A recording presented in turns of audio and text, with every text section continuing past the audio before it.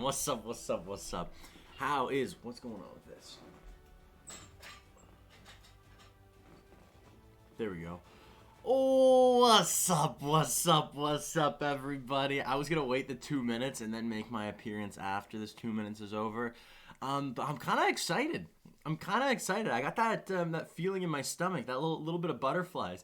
Do you know when you're about to write a test, or you're about to I don't know, go bungee jumping for the first time? That seems like a very specific thing. Has anybody here been bungee jumping? I've been once. It's a good time.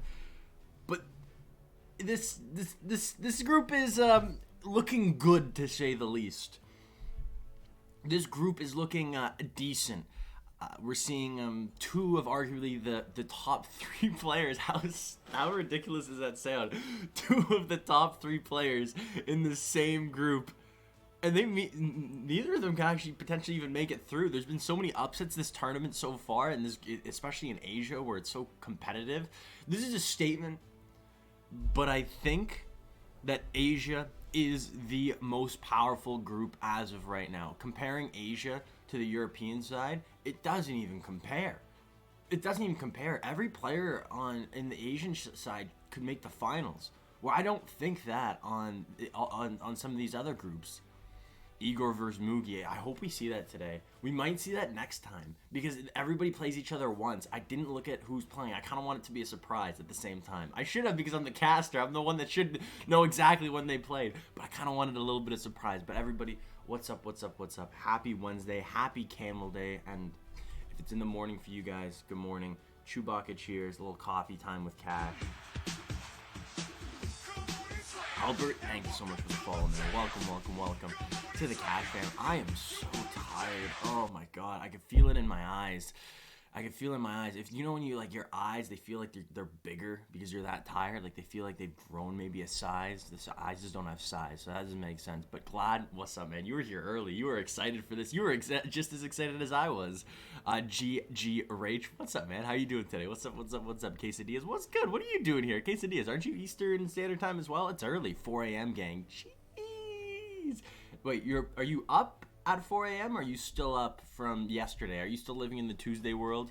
Yeah, this is a weird thing, because if you stayed up till 4 in the morning, technically that is your Wednesday. But in a lot of times, if I thought about it, I'd consider that my Bren Tuesday Chong still. I'd be Cup it's still the same day that I woke up. I don't think about the days at midnight. I always think about the days when I go to bed and when I wake up. That's considered a day in my mind. Does that make sense? I feel like I didn't say that correctly. Also, Kevin, what's up, man? Frostus, what's good? What's up?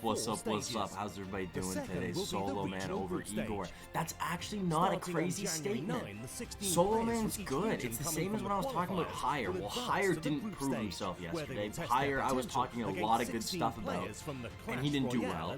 But there's another sleeper in this group stage. Can you guys think who I'm thinking of is the sleeper in this group stage? Who's the sleeper? Because I everybody knows Mugi, everybody knows Egor. And will feature the 16 best classified from each continent.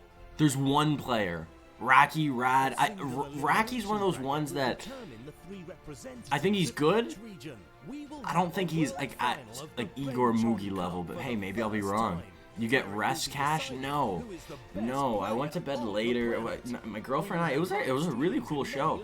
My girlfriend and I, we were watching this one show before I went to bed, and it was a pretty intense show. I probably should have just went, but it was like 10 o'clock. It was 10:30 we started, and I thought I was just gonna doze off at the show. I thought I was just gonna watch the show and fall asleep, but it was a really good show, so I couldn't fall asleep. Rich Not Found, what's up, man? What's up? Good morning. Happy Wednesday. Chewbacca cheers, baby. Zerosis, what's up? Maximus Primus the Third. You know it. What's up, man? That's so funny when you guys came into the chat yesterday, the second stream, and you're like, hey, Maximus Primus the Third. So many people are so confused. And there goes the volume. 2 p.m. gang. That sounds a lot nicer than well, I guess it's 7 p.m. so that's not that bad at all. It's not that bad. Yo, aren't we all, Cash? It's so early. It is very early. 3 a.m. gang. Frostus, you're insane. Glad OP. What's up, man? Cash, turn off the sound. What? What's down? Didn't you guys want to hear about the whole all the craziness of the Bren Chong Cup 2? Smoke WTF. Yo, that's who I was thinking. Deep Throat. I was thinking Smoke. I did a little bit of research. I didn't know much about 8-Bit before probably a couple days ago. People brought him up in the stream, was like, yo, 8-Bit looks good.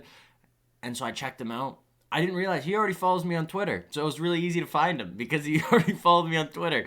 So yeah, I checked out 8-Bit Smoke, and I watched a little bit of his gameplay. I watched what he was about, and he's good. 8-Bit's kind of a sleeper in this round. We'll see how he competes because I think he's a great player, but we'll see how he competes against the best. Mugi and Egor, all of these players, this is a hard group. If you're looking at this group, if you're an underdog in this group, if you can make it through this group, that already says something. That's an achievement of its own in the Bren Chong Cup too. I don't care how far you get in the next stage or the stage after that. Keijo Poo. Thank you so much for the water. Thank you. Ding. Gotta stay hydrated. First thing you should do when you wake up, glass of water. I know it sounds crazy. I know people are like, no, I don't want water. I want apple juice or orange juice. I want some juice. No, water. Glass of water. It's the most important thing. Checks as well. Thank you so much for the follow. Welcome to the Cash fam. Smoke got a big fan base. CWA. Yeah, CWA. I watched this CWA video too. Oh, baby. Let's go. Rad is another player who is kind of crushed at the end of the season. Rad is a player who I don't know. I thought of him as more of like a 2v2 player on Ponos, but he can hit. He can hit with the rest. I don't know who this is. That's one player I don't know who it is. I don't even know who the silhouette is. First match is Egor versus the person I don't know. We got Soloman, RaikiJones, Mugi, 8-Bit. We got Pandora, Rad, Egor, RaikiJones. Wait, I don't see any Mugi. Oh, no, I saw one Mugi. Oh, there's more. Mugi, Pandora, Egor. Okay, Soloman. No, are we going to say... Does that mean we're saving Mugi versus Egor for, what, 4 days from now? What's 4 days from now? Quick maths. Today is Wednesday, so Thursday, Friday, Saturday, Sunday. So Sunday, that is going to be... Sunday is going to be when we see Egor and Mugi. It sucks. I got it spoiled. I really want to have that little bit of surprise factor. Does that make sense? Also, Asher, what's up? Good morning.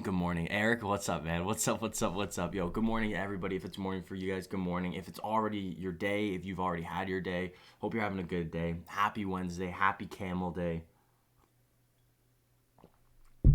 XOX, warm water with a little lemon. That sounds delightful. It's weird. I'm not a huge fan of cold water. I'm not a big fan of cold water. A lot of people are like, ice cold water. I want ice cold water.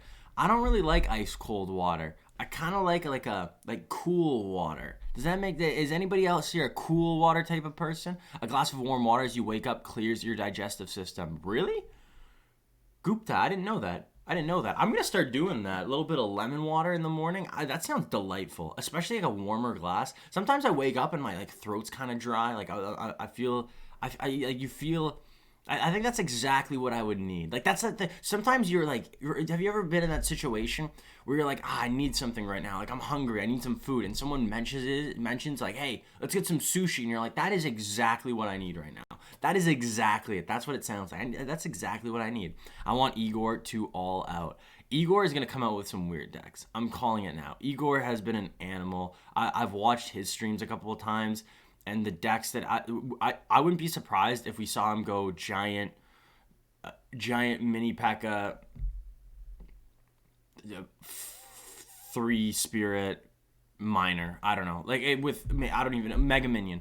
Mega Minion giant minor triple spirit with one other spell. I have no idea. The decks we're going to see aren't going to be normal from Egor. Igor's a madman. And I think he's gotten to that point where he knows he can beat anybody with any deck, and we're gonna see him use. He makes people look like fools. When he beats someone, he just doesn't beat you. He makes you remember it. People will remember you losing to Egor, and it's fun for the viewer. I'd hate it if it was me. Mugi against who? Mugi's playing, I think, 3 times only today. But still, that's that's awesome because that means we get 4 Mugi on Sunday. We get more Mugi, and we're saving the best for last, Mugi and Egor. But like I said, every single person in this group, every single person is a absolute killer. Except, I don't really know who that one player is. I know it's the one player is I don't even know his name yet just because of the characters. I don't read I think it was Japanese characters. I don't read them. I have no idea I don't even know phonetically how that sounds. I hate super cold water. Same. Cool is perfect.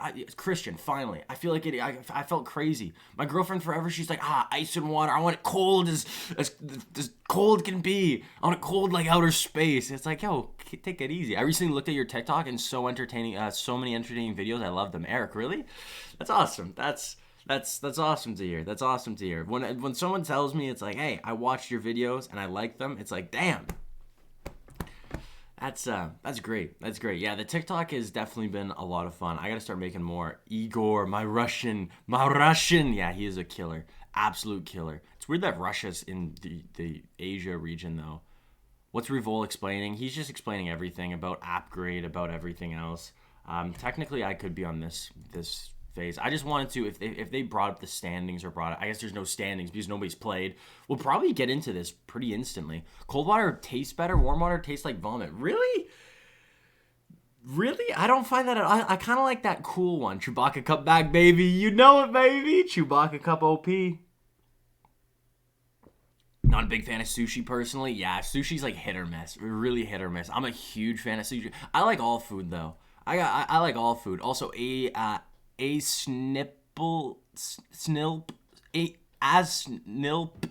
Did I say that right? Thank you so much for the follow. Welcome to the Cash Fam. Happy Tuesday. And here we go.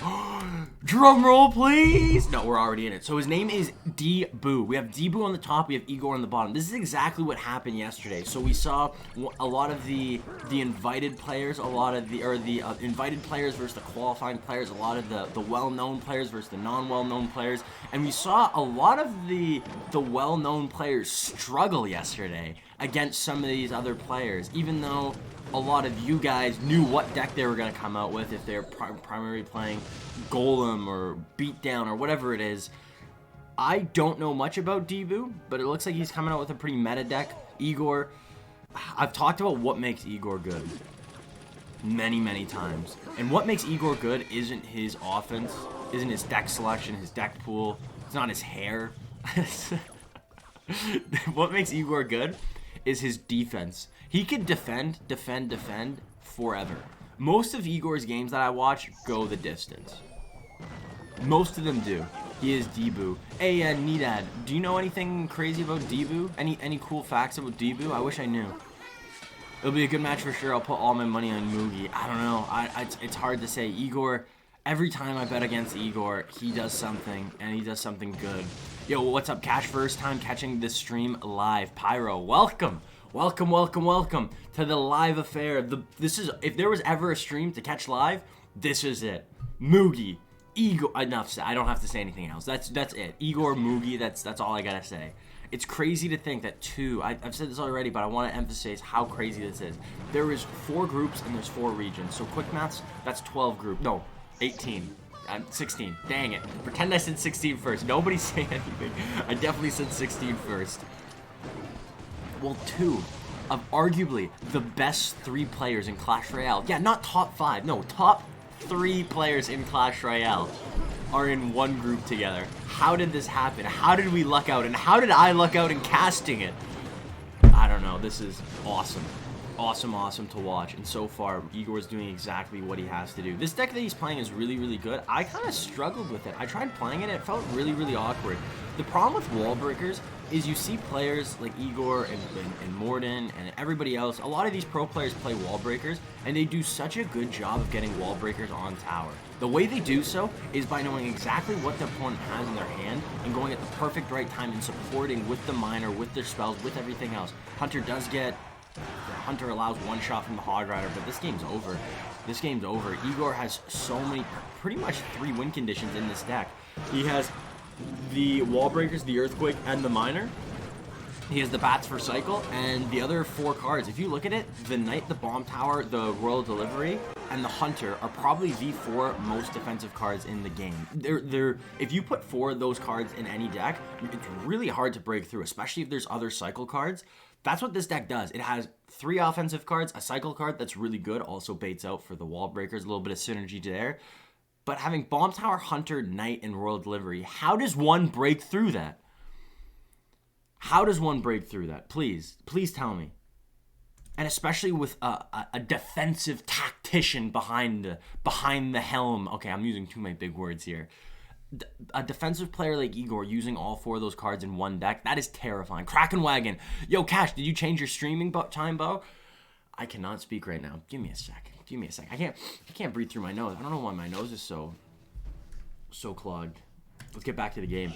Yo, Kraken Wagon, first off, welcome in. But second off, no, it's just for the casting. It's just for the casting today, just because or not today, just for the Bren Chong Cup too. I'm casting the whole Asia. I'm casting Asia, and I think the Latin American side as well.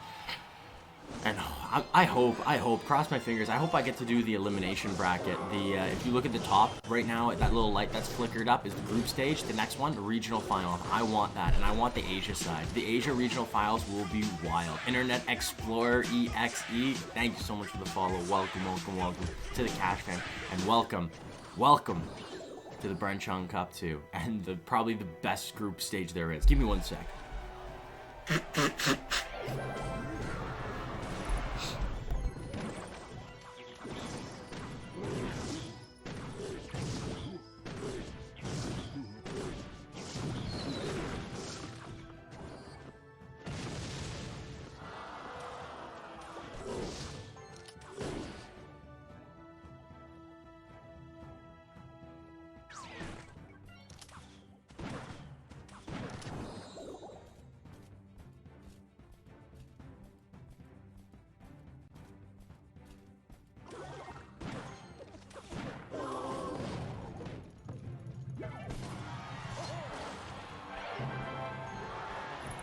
That's funny. I was muted. My bad. That's funny. I was just talking about how awesome I am at casting. That is too funny. What I was saying was Egor's deck, going for a little bit of cycle, going with the Spear Goblins instead of the Skeleton Dragons or even the Electro Wizard that we've seen. You guys can hear me, right? Look at the chat. I did it. That wasn't that long. That was like, what, 10 seconds? I did it for memes. I did it on purpose. Just for a laugh. I wanted to make someone laugh. I just want to see, yo, Cash, I didn't catch you. My internet dropped. Did you change your stream time? No, didn't change the stream time. It's just for the Bren Chong Cup too. Just for the casting. I still stream at the normal time as well. Recently, I've been doing 2 streams a day. Also, maybe turn this down like a smidge, just a smidget. Thanks for telling me I was muted though. If you guys didn't tell me, that would have been hilarious. Biggie Diggy, what's up? Debu got this. I think Debu has a really good matchup here too. But Egor, man, I don't even know if you could say this is a good matchup. Like if you look at Egor, he doesn't have the best answers to Graveyard. But all Egor has to do right now is just keep putting on pressure. So like right now he's going on the right side. I wouldn't be surprised if we see Egor going on the left side. Hunter up high, gonna go for the late log. He still needs more. Skeletons down low. Is that gonna be enough? Spear Goblins as well. Fisherman up high. Not the cleanest defense by Egor, but still, he's not low on elixir. He didn't take that much damage. And right now, Egor, does he even go in? Yo, DDR, yo, good morning, man. How you doing? What's up? Also, D Yanshara, thank you so much for the follow. Welcome to the Bren Chong Cup 2, and happy Camel Day. Happy Camel Day. When is Smoke's match? I don't remember. It showed maybe I think it's 2 matches from now. It's Mugi and Smoke, I think. This is Egor's matchup, cycle 2 RGs. Yes, but also you can't really take away from what he did in the opening stages of this game. The fact that he has this much of a lead, usually you need to wait for double elixir to break through. Like you said, use 2 Royal Giants, go 1 on the right, 1 on the left, and break through that way, or play 1 and then get to another one and play it at the bridge like we're seeing right now. The craziest thing, Egor was able to already get as much damage as he did in single elixir, and now he's gonna finish it off. Egor, this is a slaughter. It's crazy that he can do these cycle decks. Okay, I think this is one of the things I brought up when I was muted. I said that cycle decks are potentially the best decks in Clash Royale, but then I came back on, is best the right word? Can you say that it's the best deck? Because I think the reason why pro players, a lot of them play cycle decks, you see a lot of the best players, even if you're looking at the past, even past decks, 2.6 cycle, a lot of the cycle decks have a lot of outplay ability. No matchups easy, but no matchups unwinnable. And in Clash Royale, and especially the pro scene, that's what you want. Because if you master a deck, especially a cycle deck, the decks that we saw Egor come out with, the Minor Wall Breakers Earthquake deck, the Royal Giant Cycle deck, Egor likes cycle, and he loves cycle. Is that why he's that good is that why he's so good at Clash Royale? I keep bringing up Egor's defense. Egor's amazing at defense. Amazing. A great 10 out of 10. But is he better on defense? Because if you see someone play Splash Yard, having the Baby Dragon, the Ice Wizard, the Tornado, the Bomb Tower, the Knight, seems like a very simplistic defense, very, very one-dimensional. You either defend or you don't. Where with Egor's decks, with this quick cycle cards, you can almost play cards in a certain way and utilize those cards to get more for each on defense. Even on offense, you can get more elixir for each card, and that's pretty much what you need to do with cycle decks. But that's what also makes it hard, because I brought it up with the Minor Wall Breakers deck. Yes, Wall Breakers are 2 elixir, and if they get on the tower, it's the most value of any card in Clash Royale. 2 elixir dealing that much damage to your opponent's tower. But the problem is if the Wall Breakers get onto your opponent's tower, and that is not good. Egor's over for now. Yeah, Egor's all done. That was quick. 2 up, 2 down. That's a great start to Egor's day, and if Egor keeps winning, we're going to see him. I can see him pulling out some crazy decks. Or maybe he's taking it super seriously. I have no idea. Maybe I'm going off his streams where he gets a little crazy, but this is an interesting game too. Because Soloman, he's one of the guys I think is one of the best players right now, at least in CRL Asia. He had a really bad season in CRL East this season. He didn't have the best season. But RaikiJones is another player who I thought was primarily a 2v2 player. But if you can play 2v2 in Clash Royale, usually you can play 1v1 as well. And I want to see what Raiki can do today. Best of 3 bans on loss. Yes, that's the format. Is it dual format? Sadly, no. I would love to see dual format. Yeah, what do you guys think about dual format? Because originally I wasn't a big fan of dual format. I think I was a little bit of a boomer in that sense, where I'm like, ooh, change, I don't like it. Now, I kind of like it. Lucas, thank you so much for the follow. Welcome to the Bren Chong Cup too, and welcome to Happy Camel Day. Cycle players are most likely to be versatile, but look at the people like Boss and Royal who are more traditionally beat down. Bosses, can I even say that Bosses can I say Bosses beat down? Boss plays a lot of cycle. Like recently, I would say the Boss's most popular deck is Royal Giant Cycle, right? But I've seen him play everything from Wall Breaker Cycle to everything. Everything. I just think cycle decks, you always have a chance to win. Always. I've seen it, even the hardest of matchups when Morden uses Wall Breaker Cycle. It's never like, yes, this matchup's impossible. He always says this matchup's hard. Ooh, a missed King Tower activation. Yikes. And this is what I'm talking about. Soloman is struggling.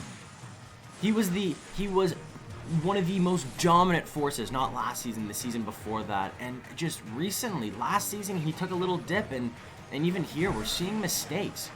Little mistakes, but you can't make mistakes. You can't make mistakes at this level of competition. The competition's too high, especially in a group stage like this, where you have some of the best, Egor, Mugi, everybody else, Brad, Pandora. Pandora is, I keep forgetting about Pandora's in this group stage too. I can't wait to see him play. I can't wait. He switched to more central meta cards and now explains why he isn't great in competitive. Do you think that's why he's not great? Also, I don't know if I can say he's not great in competitive. He did fine in his first season with what was the team that he was on in CRL East? TTLG? No, TTLG. What's the acronym? I can't remember. But I think he still did really, really well. First season, a lot of nerves. You got to remember, like, people are human, so on the big stage, you're doing exactly what you want. It's same in, like, basketball or any sport. You train for something so long, you finally get that opportunity, you're nervous. Rain Love Tilt, what's up? Good morning, good morning, good morning. Also, PG, thank you so much for the follow. Welcome to the Kashman. Boss isn't a cycle player, he's beat down at heart. Do you know what he is at heart? I didn't realize, Christian, you and the boss were so tight. You and boss were so tight. This game's not over. This game's not over. Potentially seeing a lightning. I was going to say seeing a lightning on this goblin cage, but is it that even worth it? You have to. So he's going to go lightning on the goblin cage and also get one of the zappies. The problem is with this, the Electro Giant, is if you can stop it with, if you have a building, it's really hard to get the Electro Giant on tower. We saw Soloman was able to get it, but it wasn't super easy. These buildings, especially the Goblin Cage, the Bomb Tower, it's really hard for the Electro Giant to get through. You do have the Lightning to help support that. Oh, this might be it. This might be it. But also the Zappies do a good job stunning the Electro Giant and making it so it's slower getting to tower. Because if it gets to tower, like we're seeing right now, it is a threat. And is that GG? That's not Tornado range. He needs a little bit more. He needs to get back to Lightning. Or you can just defend, because Tornado, no, it isn't Tornado range. GG, well played. Wow, that deck is good. I played the Electro Giant deck on stream yesterday a decent amount, and this deck is good. I have mentioned a couple of times, is it the best deck in Clash? TTG, thank you, TTG was the team that Boss was on. But yeah, the deck, the Electro Giant deck, it might be one of the best decks in the game, because sure, there's a little bit of matchup components to it. If your opponent has a building, if they have Fisherman, if they have ways to deal with the Electro Giant, especially bringing it into the middle, it's not the best. But if they can't, if your opponent can't deal with the Electro Giant and the Electro Giant gets the tower, even with the smallest bit of health, that tower most likely goes down. It does such a good job. It doesn't deal a lot of damage itself, but if you add in the addition of the zap pack, zapping the tower, not only that, but every zap slows the attack speed of the tower. Not continuously, but every one kind of makes your opponent's Princess Tower shoot a little slower. It's good. You're here to see Smoke play in game. Yo, I want to see Smoke. I think I've hyped up Smoke a little bit too much. I've watched a lot of gameplay on Smoke this morning and yesterday, just prior, because you guys brought up Smoke. I didn't know much about Smoke. I want to know more about Smoke. And Smoke's good. Not only that, but he's a Mortar player, and I love Mortar. Mortar's my original deck, and I don't know. Bot is good with the free high A tier player. Easily. But there are certain players, Boss, and I guess this is probably for all the players, even in this tournament, they see the game differently. They see Clash Royale as, like, I see it as, like little characters and moving around. I think they see it as numbers. I think they see it as like moving pieces, like similar to chess, where it's like, I do this, you do this. Well, if I do this and you do this, then you're going to most likely do this, but then I'll do this. They're planning ahead. They're planning ahead. Not only that, they're planning ahead 2, 3, 4 steps ahead. Where I'm living in the present when I play Clash Royale. Cash, Egor versus Yasu. Who do you think's going to win? Egor, 100%. Oh, Yasu, I still think has a little bit to prove on the big stage. Egor has got nothing to prove. Egor, everybody already knows that Egor is a top 3 player. He's already hit that accolade. He's hit the level of the status. And so right now, he can just keep doing what he's doing, playing the game he loves to play and beating people. And I definitely know that Egor likes to win. Boss has the 7th highest 1v1 win rate in East. Yeah, I didn't think he had a bad season at all. But I thought maybe I was just wrong. It looks like Raiki's bringing back the exact same deck. So Soloman had a really bad misplay in the last game, missing that King Tower activation with the Tornado, and was still able to get the win. So it's not what I'm trying to say is it's not looking good for RaikiJones, and this was a problem. I never really thought of RaikiJones as a strong 1v1 player. Whenever I think of Raiki, I always think of 2v2 RaikiJones, and I also think of that smile. That smile is super contagious. That laugh, that smile, it's very, very contagious. Also, Demon King, hola, que pasa? What's up? Eagle and Broken, yeah. I hate that fence deck. Fence equals Royal Recruits. That's hilarious. I'm going to start calling the Royal Recruits the fence. The fence, the wall. The wall. Wow, you're up early. Desire Fire Cupid. Oh, yes. But it's for a good reason. If I had to wake up early, I wouldn't wake up early for anything. quality Clash Royale. Bren Chong Cup 2. Yeah, I would do it. Smoke was also featured on CWA today. I did see that. I watched a little bit of that video, and he's good. He's good. After watching his gameplay, his mortar gameplay, the things that I took away from that video and just watching a small sample size of Smoke's gameplay, and yeah, I called it. Next is Smoke versus Mugi. Okay, we talk a lot about Mugi, but we've been talking a lot about Smoke, and this is gonna be, he's really getting thrown into the deep end. He's learning to swim in probably the worst fashion, and that is playing against the best right away. But going back to the takeaway I had from watching 8-Bit play was he is patient. He is very, very patient. I don't think he's going to bring out Mortar just because I think he's known for Mortar, and a lot of times that happens. You want to switch up your deck, or maybe try to do a counter to the counter of your maybe comfort deck. But he's patient like no other player I've really seen. He was so patient that at one point he was defending and he had 2 defensive mortars down. 2 defensive mortars. He's really patient. He waits for that spot to attack, that spot to strike. He's like a praying mantis, just waiting patiently, waiting, getting that exact moment and going in full attack. I think Soloman's gonna lose this. The problem with this matchup is he doesn't really have anything for the flying machine. The flying machine's getting too much value, and the amount of times I've said that is a lot. Royal Recruits, this double lane pressure is also getting really annoying. The balloon, it's really hard to get the balloon on tower. He has the Goblin Cage to pull it in. He sells the Fireball if this does get close, but it's not going to. Zappy's really good job of holding the balloon in place. And then the Flying Machine with that high target single DPS. It's good. It's good. Wow, that's a really good play. That's a really good play. Dealing with that Hunter, going with the Barb Barrel, going with the Electro Spirit, and then the Flying Machine just hitting away. That's really solid play. You know what, Raiki? 1 step forward, two steps back, 1 step forward. Is that, what's the saying? How are you, bro? I'm good, except I'm tired. I'm very tired. I think the past 2 days have added up. Definitely gonna have to take a nap after this, a little nap, but we'll see. We'll see. I gotta release a YouTube video still. I got a fun little YouTube video coming out today. Smoke is good at any deck, mainly 3M. Oh, we haven't seen 3M at all. We haven't seen 3M at all in this tournament, and I don't think we are. If we see a deck, we're probably going to see Expo before 3M, I think. Oyasu makes pretty underrated players. Makes some pretty underrated players. Oyasu's definitely... is he underrated? I would say Oyasu might be overrated. Everybody knows the name Oyasu just because of 2.6 Hog, and 2.6 Hog's very popular. I know now that just from watching YouTube and on Drexen's stream, he can play other decks, and he can play other decks well. Everything from control decks to beatdown decks to even a graveyard. He can play anything. Mugi's gonna sweep. Hey, I wouldn't be surprised. Mugi's a player where if I could safely say he's probably not gonna make a mistake.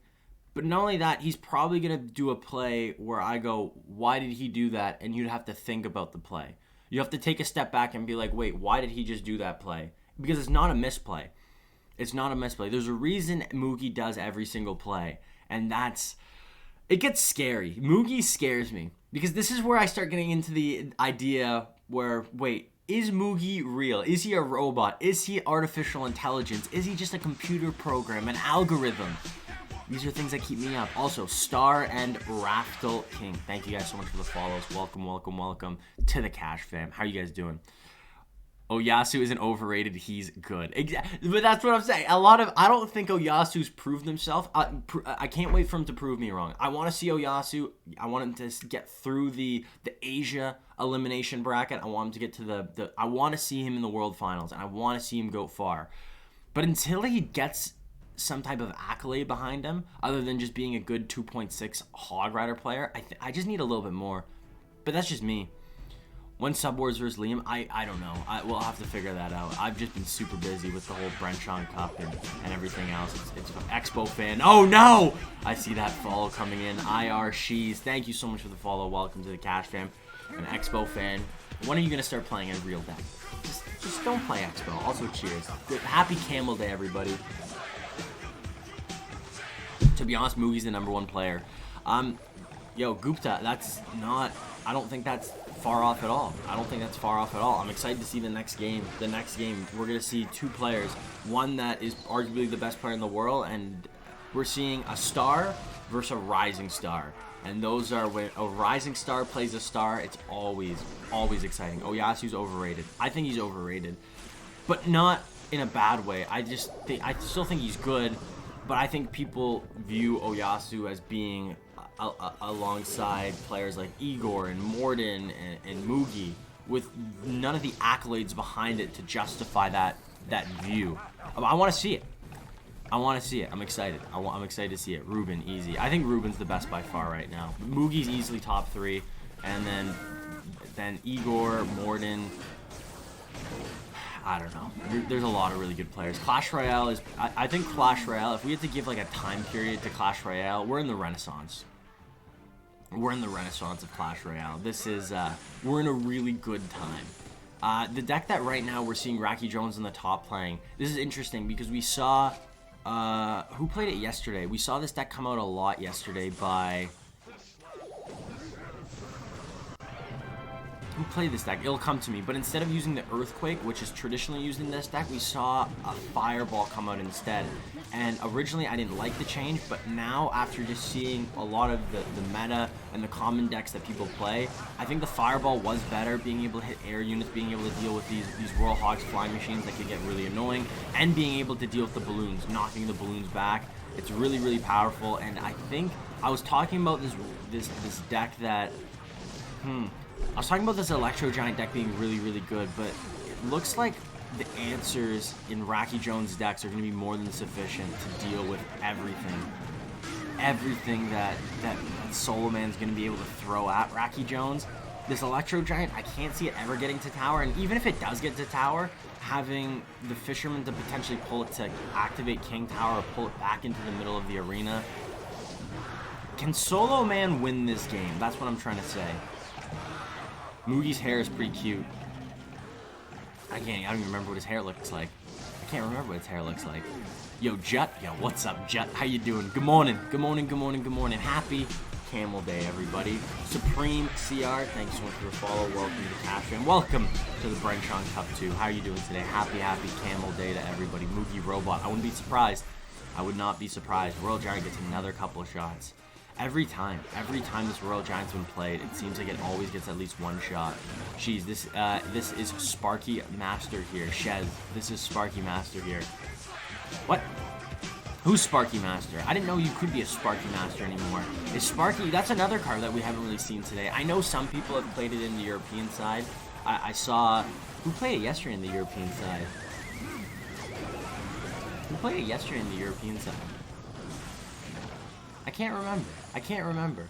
I brought this up at the beginning of the stream, and I know this is a bold statement, even though I am from North America and I love the whole North American region. But Asia by far is the strongest region out of the four. European, Latin American, North American. Asia is 100% the powerhouse in this tournament, in this Bren Chong Cup 2. It's insane. It's crazy. So good. Ruben, Morden, and Mugi, top 3 in order. I would do Ruben, Morden, Mugi for me.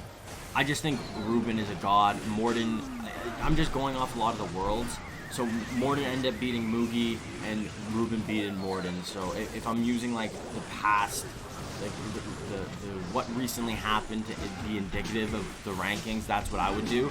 But they're interchangeable at any time. Clash Royale Renaissance, interesting. I think it is. And that sucks. GG, well played. Well, RaikiJones, I think he had a really good matchup here, but at the same time, just because you have a good matchup doesn't mean you win the matchup. It was Soking. You're right. It was Soking.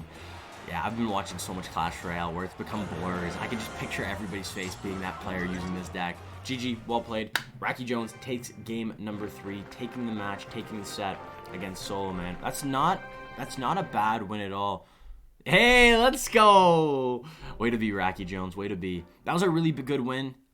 He ended up losing the first game. Even though Soloman made a mistake, Soloman was able to win. Okay matchup in the first game. Maybe RaikiJones should have been able to close that first game out, but it didn't matter. The end result was the same. He was able to win the second game pretty cleanly and then win the third game perfectly. I don't even know if his towers ever got touched.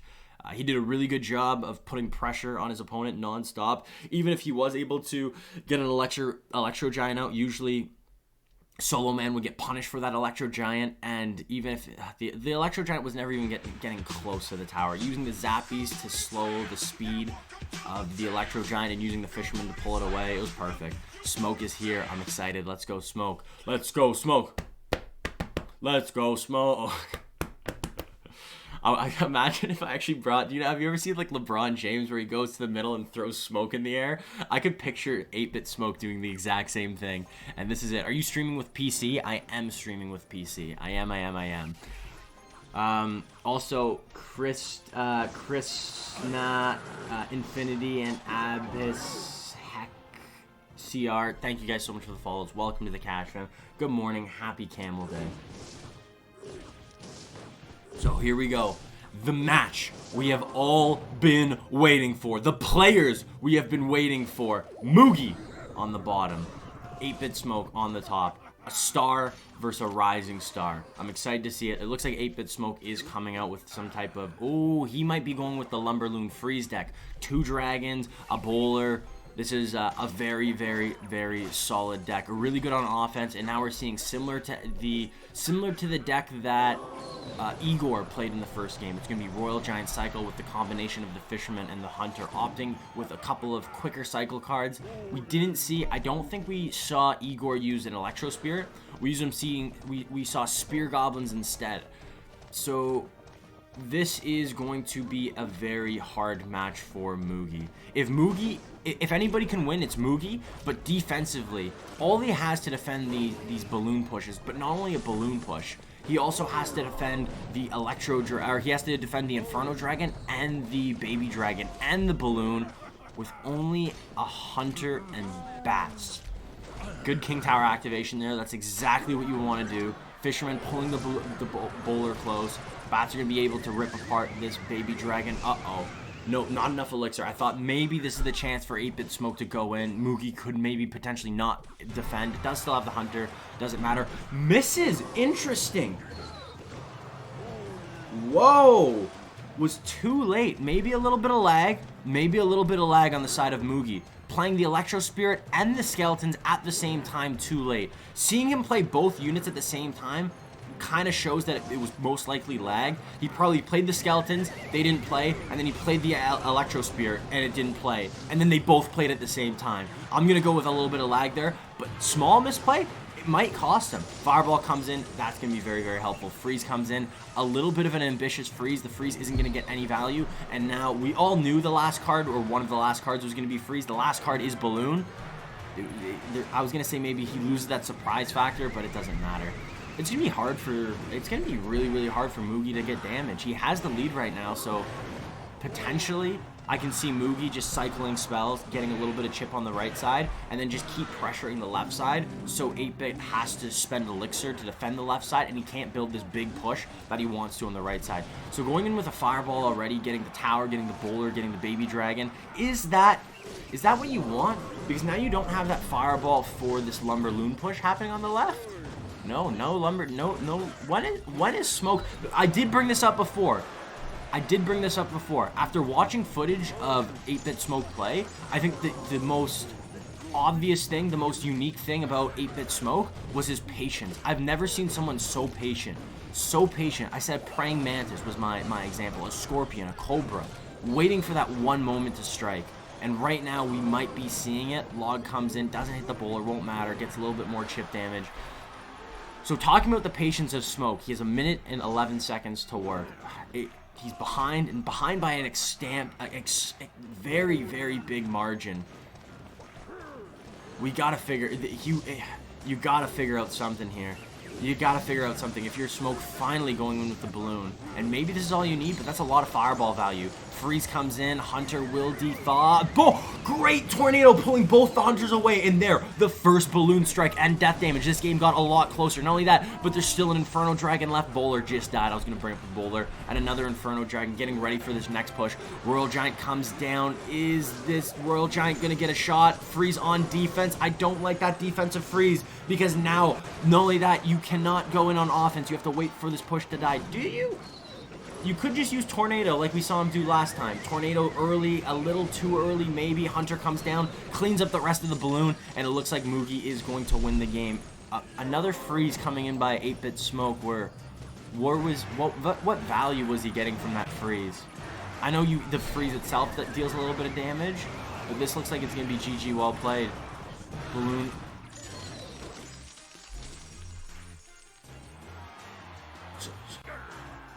I don't think it would have mattered. I don't think it would have mattered. But that might be a situation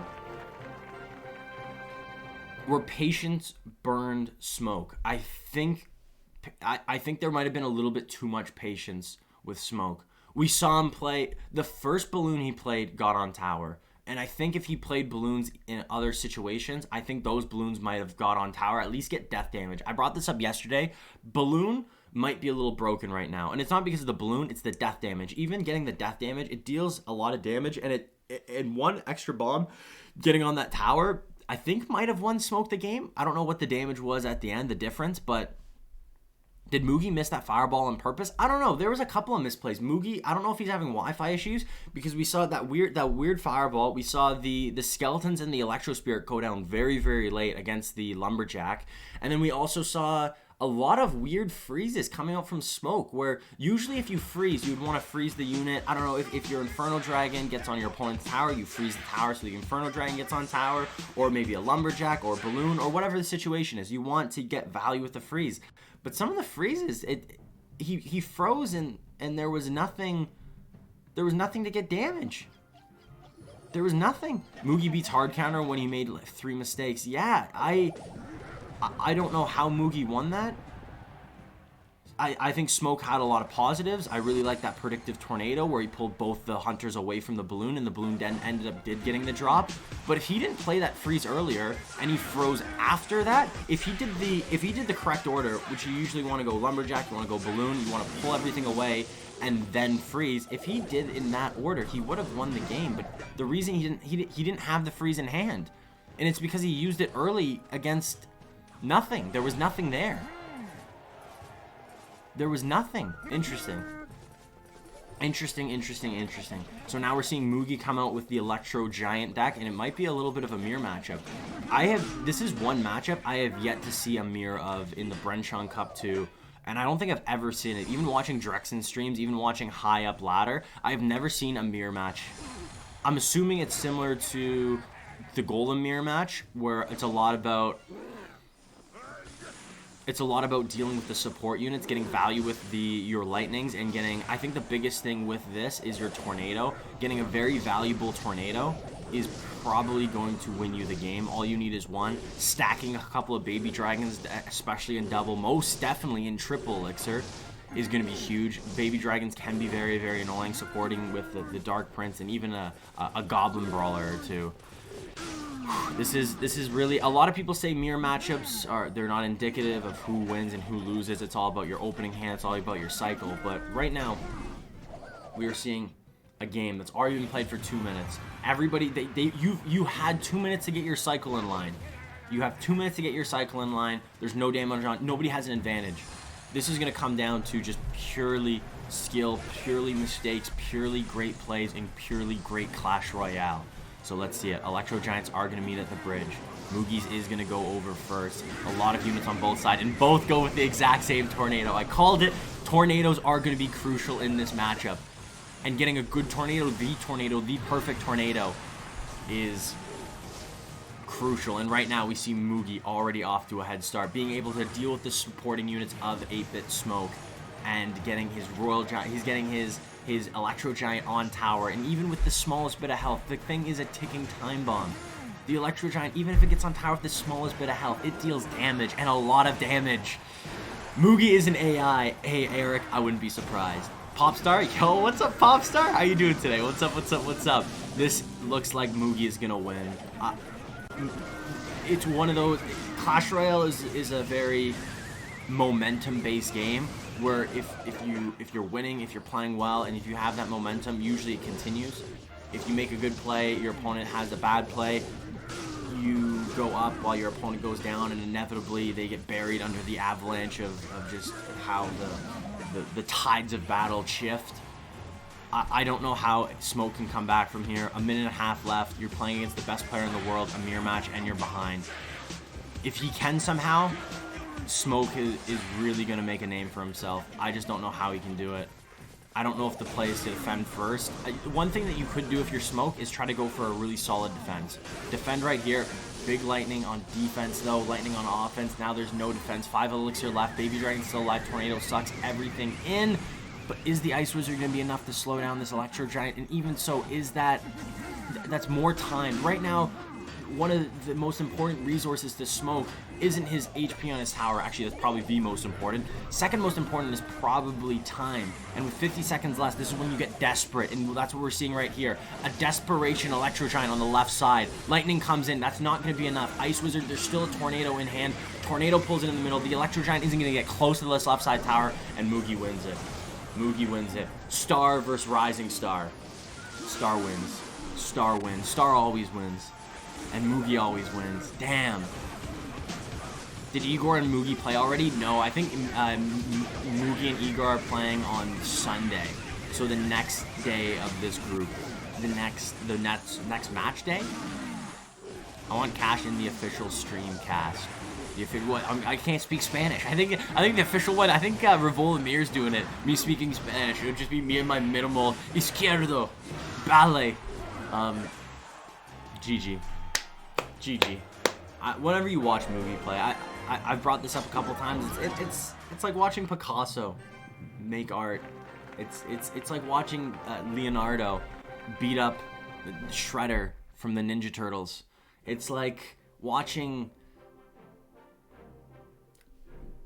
Shaun White snowboard. I don't know. It's watching the best in their craft. Seeing someone so good at just anything. Someone mastering a craft and playing it so well, playing it so flawlessly. It's like seeing someone make music, composing music. And that's whenever I see Mugi play, that's what I think of. Defense, offense. It's a masterpiece. It's a masterpiece. So clean, so perfect. KD exactly. So clean. So clean, really well played. Who here said Smoke will win? There was a lot of people that said Smoke was gonna win. But you know what? You can do two things if you're Smoke. You can take that match, bring that into your next match. You have that match affect your next match. Maybe lose your next match and lose the Bren Chong Cup too. Or you can learn from your mistakes. You can forget about what happened in this match against Mugi, get better, and maybe qualify for the next stage. Play Mugi in the bracket stage. Practice, put in the work, and beat Mugi. That's two options. One's better than the other. One is a lot better than the other. One's a lot more cooler than the other too. I don't remember if we see Mugi play again here. I think now we're seeing Pandora, I believe, is up next. Pandora versus something. Izquierdo. Yeah, I do not have ballet. Vamos. What did they say for hit? Como se dice hit? They say that a lot, the commentators.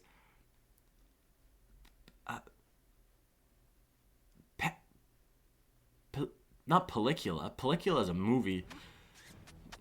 Best of 3 or best of 5? Best of 3. Best of 3 and loser. I didn't even realize what the band was. So it is Subdora. Who in the world is Subdora? Isn't it Pandora? Okay, if you look behind me, the Twitter name's Pandora, but for some reason, I guess he's using his mini. In the mini, it's called Subdora. I know in the European side, Bale is using his mini, and it's called Mini Bale, so they have his name as Mini Bale as well. This is Pandora. Pandora is an insanely good player. Rad. Similar to RaikiJones, thought he was a 2v2 specialist.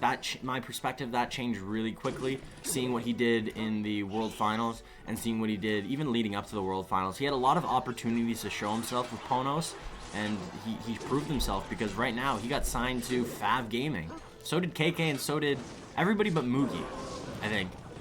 What's a beast card? Can't even get a tower. Can't even get to a tower twice in a row against a newcomer. Okay, the problem with the Electro Giant is there's certain matchups where if you can't get the tower, if they have a building, a tornado, an ice wizard to slow it down, Electro Giant's going to be the worst card in the game, and it will never get the tower. But there's certain matchups where if your opponent doesn't have a tower, the Electro Giant gets on, it's an auto win.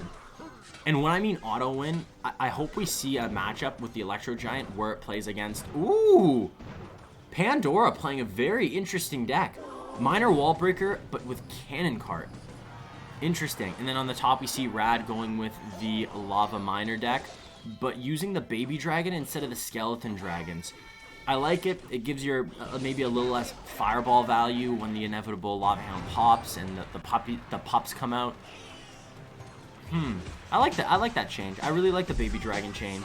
A little less DPS, but I don't think that's going to matter at the end of the day. So Cannon Cart is going to be alive. This is really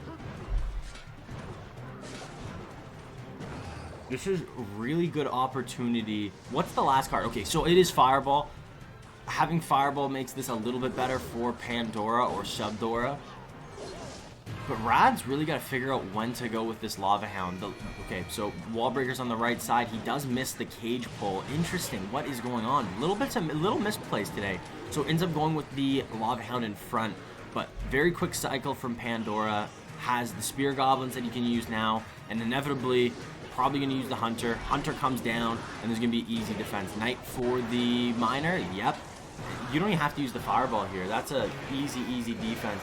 Goes with the Barbs at the bridge, which he has to for that Cannon Cart. The Hunter and the Spear Goblins and the Knight are going to be able to absolutely eliminate this. Miner's probably going to come down the left side, and I don't think he's going to go Wall Breakers as well. Wall Breakers might go down the right side just to keep up that pressure. Wall Breakers down the right side does not look bad, but also focusing. Great Fireball, and just like that, one Cannon Cart lock. The Hunter. What did the Hunter do? The Hunter lost the game.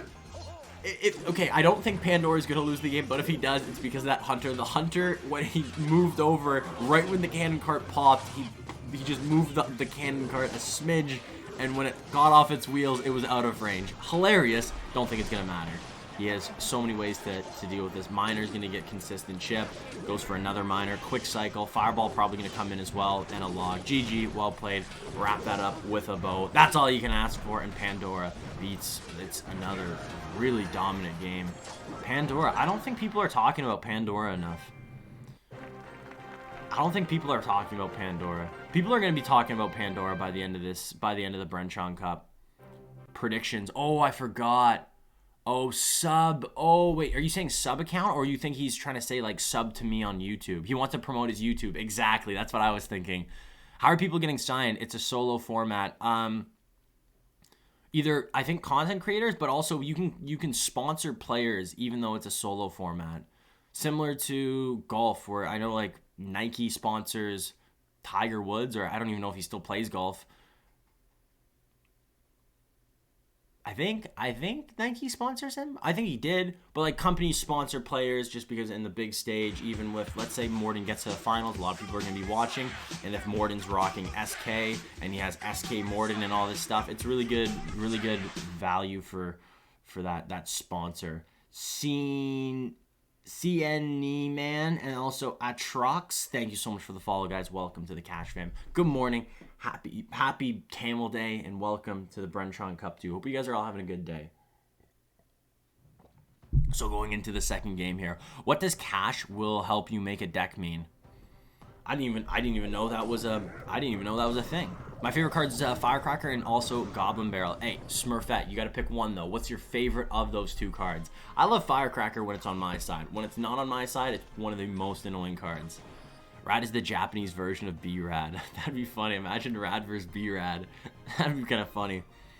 Really well played by Subdora. I think he played that perfectly.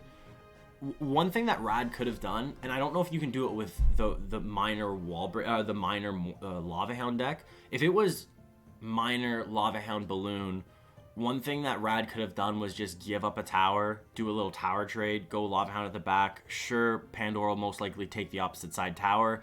But as long as you took a tower in a 2-tower game, you would have a really good advantage with Rad. But that's why I don't really like Lava Miner. It feels like it just doesn't have that big punch. it doesn't have that big punch, and against these quick cycle decks, it just can't keep up. It can never really get that big push, especially with all the hunters around. The hunter just eats lava miner for dinner. So, strangely enough, Rad bans... Oh, that's a good ban. Okay, so he bans the miner, so that means we won't be able to see... We won't see miner wall breakers, but we also won't see miner lava hound. Or I guess we also saw Soloman bring out a miner balloon deck. So really limits the, I guess, the decks right now that we've been seeing, and it looks like both players are going to be using Graveyard.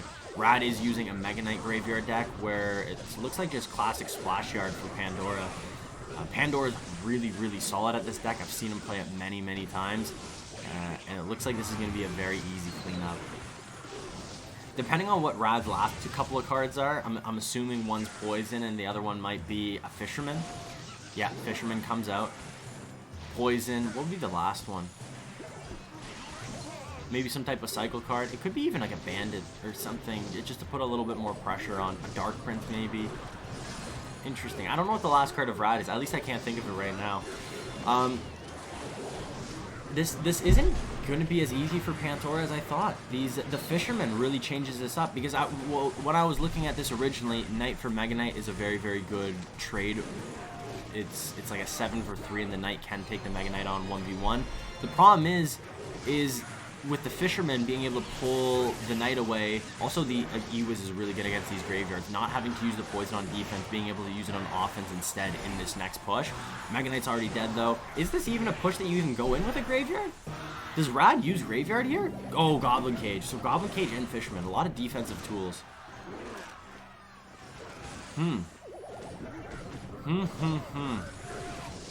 So I like what Rad did there, not using the Poison on defense. This might be a situation where you just Poison on defense. Goes for the Mega Knight on defense. So a lot of times in the mirror matchup with Graveyard, you want to go, you want to use your units on defense, you want to use your Ewiz, your Barbarrel on defense, and you want to Poison on offense, so your opponent that's also a Graveyard player doesn't have a counter push, and you can usually win that way. But using the Mega Knight in that defense, it probably just lost Rad the game. The Mega Knight's not that good against the Skeleton or the Graveyard, and the Skeletons pile up really quickly. And right now we're seeing it. This is the spin cycle with Graveyard. It's just a wave, another wave, another wave. You're just getting pushed under all these waves, and that's going to be GG. That's going to be well played. Pandora wins one game, wins 2 games, and wins the match just like that. That is easy. Maybe too easy. Dang, Rad. I really want to see what Rad was going to do. But Pandora, well played. Well played. Pretty much played that perfectly. Just Rad. Why? Unless Rad's last... we didn't end up seeing Rad's last card. Maybe Rad didn't have Poison. How do you sponsor them? Like, wear the jersey during it? Yeah, jersey. Probably like a jersey. I don't know. I don't know really what the terms of like sponsorships would be, but title says Group C, but my man's Group D. Oh my gosh. Does it actually say... You are correct. Thanks for catching that. Why didn't anybody else catch that? Why didn't you guys already catch that? That was a test. That was a test. And Joe 19 Mac, you passed. Congratulations. You get nothing. You get like a high five, a little Chewbacca cheers. Ching. Thank you though. Thank you for telling me. Cage's last card? No, there's still another one. Cage and Poison. Okay, Poison was in that deck. I don't know. Why not use it? There were so many chances to use it. I guess if you want to be patient and get the most value out of it, that's one thing. But still, might as well use it. Might as well. Even on defense, on offense, on anything. Pandora has matchup. I agree. But I don't think that matchup's super one-sided. I don't think Pandora has like an 80-20. I think that matchup, if anything, is like 55-45. So next match, we have RaikiJones versus Egor. So Raiki surprised me in the first game. Raiki played really, really well against Soloman. But Soloman and Egor are 2 different breeds. It's a Pitbull versus a Chihuahua. Yeah, Soloman's not the... Ooh, big bandit lock already, though. Egor going with a little minor mortar control. Awesome. Last card is probably going to be Musketeer and Skeletons. And then we got... Ooh, he's going with the Spear Goblins. A little bit more air defense. I like it. I wonder if instead of the Musketeer, he goes for Spear Goblins and Bats. Just to have that quicker cycle.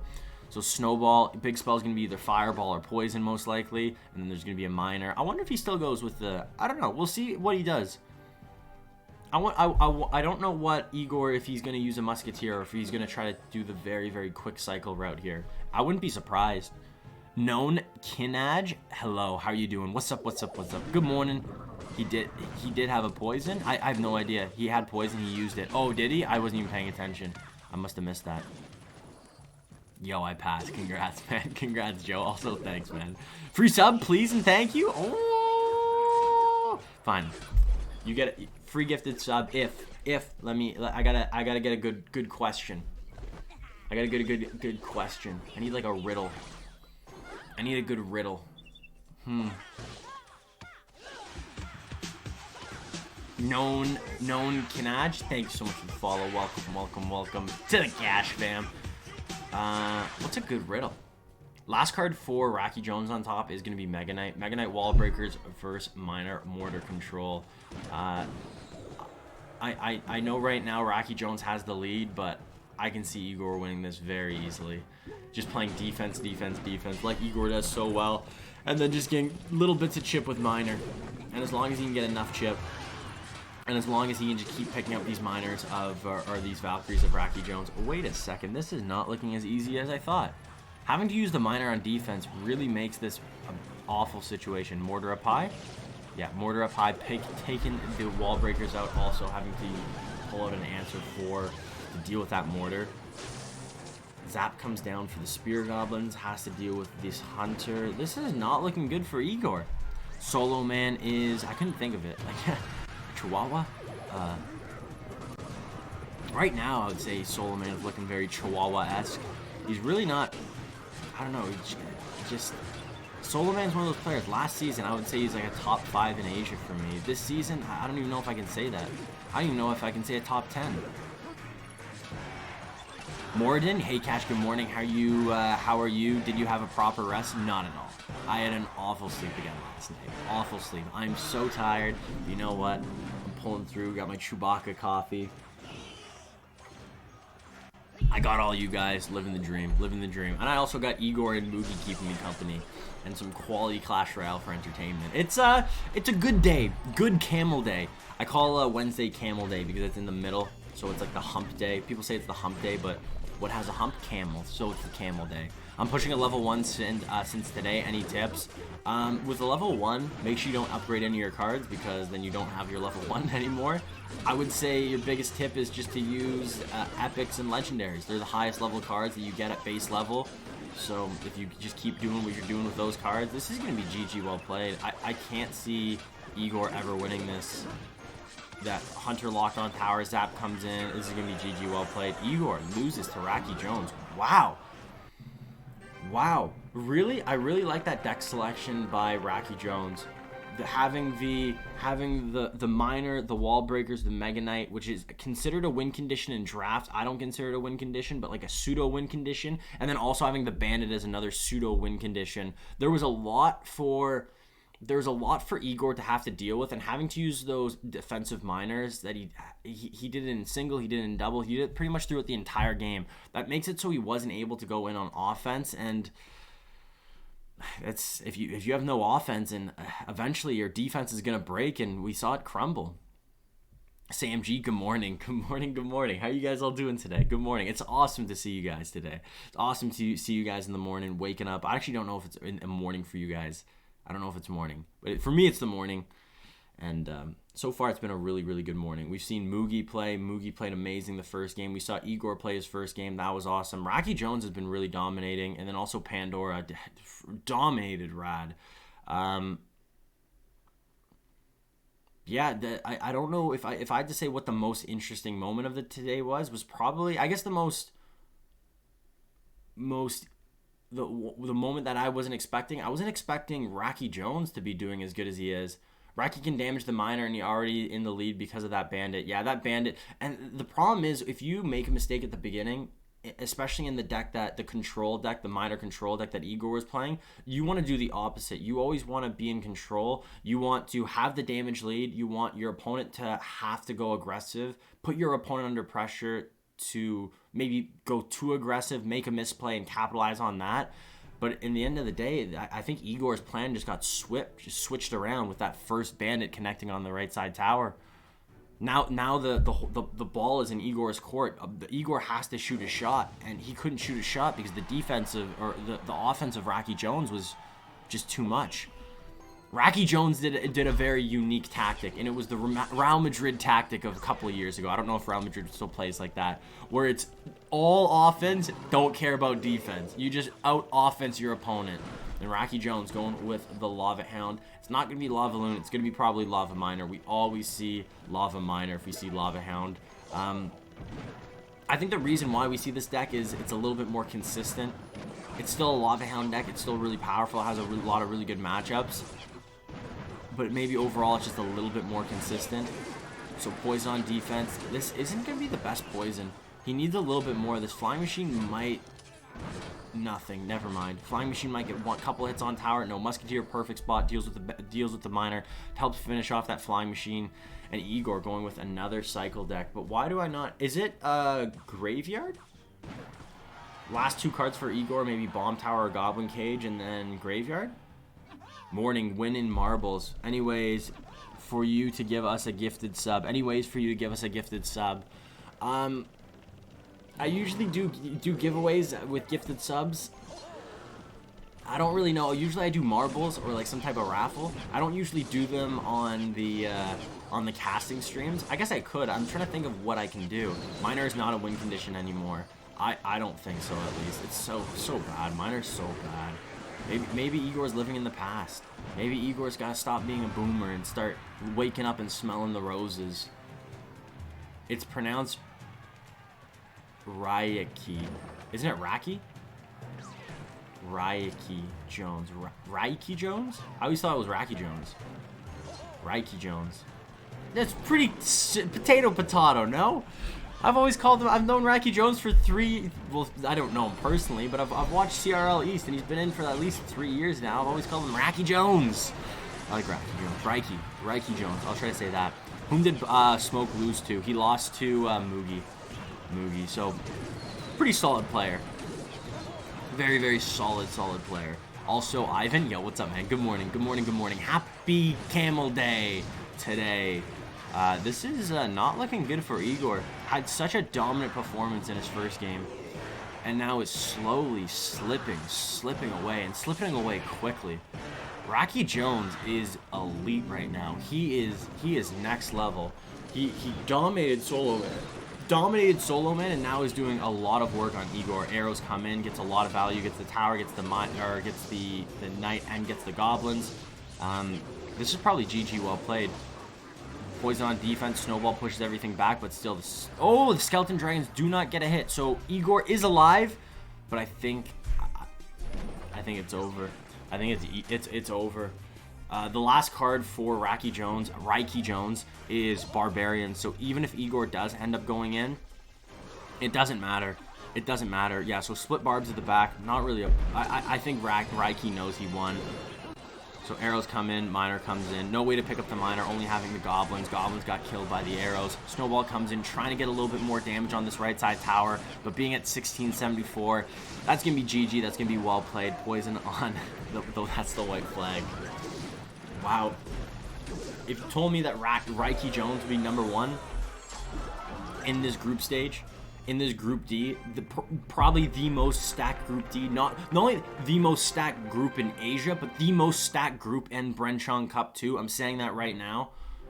I will quote me on that. That is quote me. Let's go, Raiki! GG, well played. Really well played. Really well played. And maybe Egor's got to switch it up. Egor has matchup. I don't know if Egor had matchup there. I could probably I wonder if I can check. I'll also run predictions for... I can run predictions as well for the next game. What's his name? TL Egor. I want to see if I can just find his last game.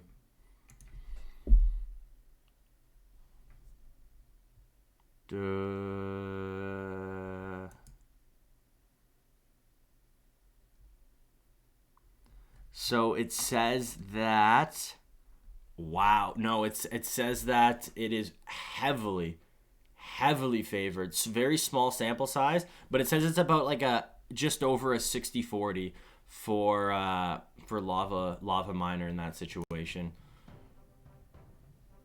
60-40 Lava Miner. All right, let's get this prediction going. Let's go Rad on the top, Soloman on the bottom. Both started their Bren Chong Cup with a loss, so one of these guys has to win.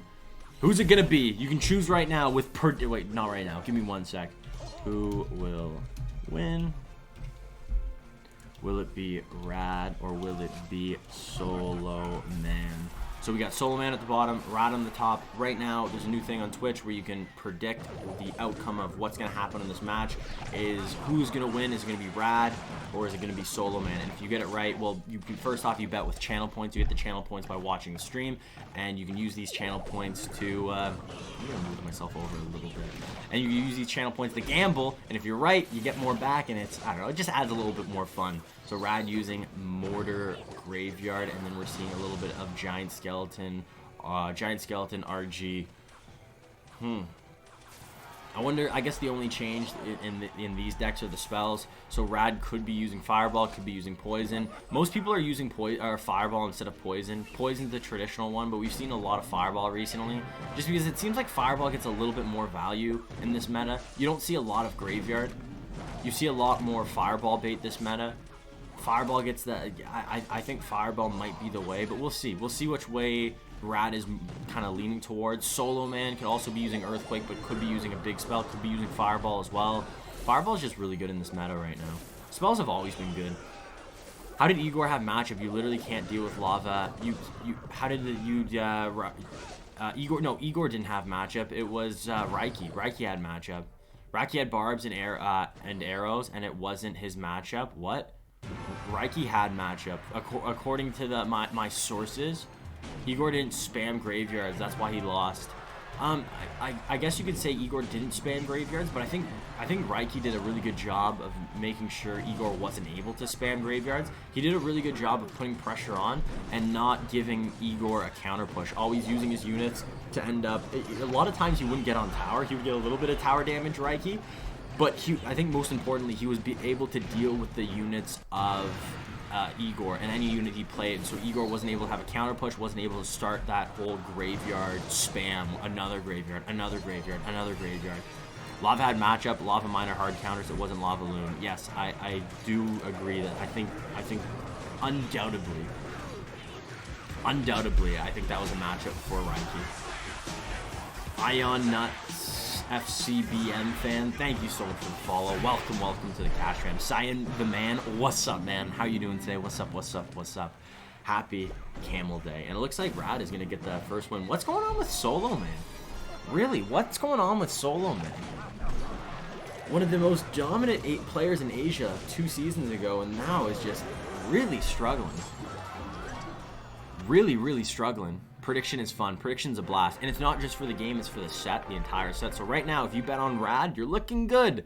You're looking good. Geez, a lot of people bet on Soloman because Soloman is good. I just don't know what's going on with him recently. He had a really bad season. I'm going to say Wedgem. I know it's WEDGM, but I like calling their team Wedgem.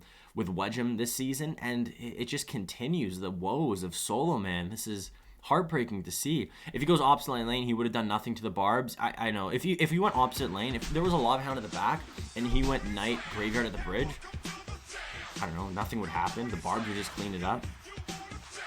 He'd have to poison as well, but at that point, he doesn't even get that much damage. Sorry to repeat the question. Where can I find No Tilt USA team selection? They didn't select boss, so I wonder who plays. I can maybe find it. I have no idea. That's a good point.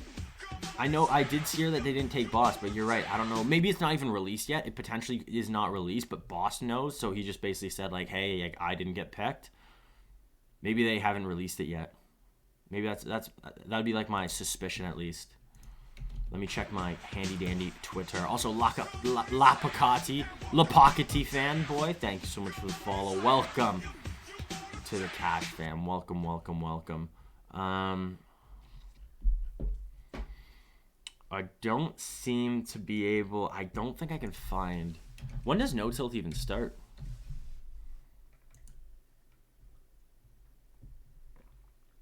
So that's the Bulgarian team. That's the Greek team. French team. No, the United States team isn't released yet. At least on the official page. On the official page, it's not released. So Soloman banning the Goblin Cage. I think that's the first time we've seen the Goblin Cage banned. I was thinking maybe if Soloman bans the Goblin Cage, you go with Electro Giant. We saw Soloman use the Electro Giant twice, but he ends up going with a Balloon Miner deck. This is okay. So we saw Soloman against RaikiJones use the Electro Giant deck twice, and we also saw him use this deck once. And you know what? That's one balloon drop. That's two. No, Hunter comes in, perfect timing. That's a really good start. Maybe this is what Soloman needs. Just one win, one game under his belt, and hopefully he can start stacking a couple of wins. Because right now, this is not looking great. Wow, big creds to those who voted Rad. Hey, it's not over yet. It is not over yet. Encrypted? Yo, what's up? Thanks so much for the follow, by the way. Welcome to the Cash Fam. Rad hard counters? Why did you guys bet on Soloman? You think like just rad hard counters in general? Just life? The Mobile X, what's up, Cash? Good morning. How you doing? Happy Camel Day. Happy Camel Day, everybody. Happy Bren Chong Cup Day. And we got Balloon on both sides. We got, looks like Lumber Loon Royal Recruits on the side of Rad. And then we got the Giant Skeleton Miner Loon on the side of Soloman.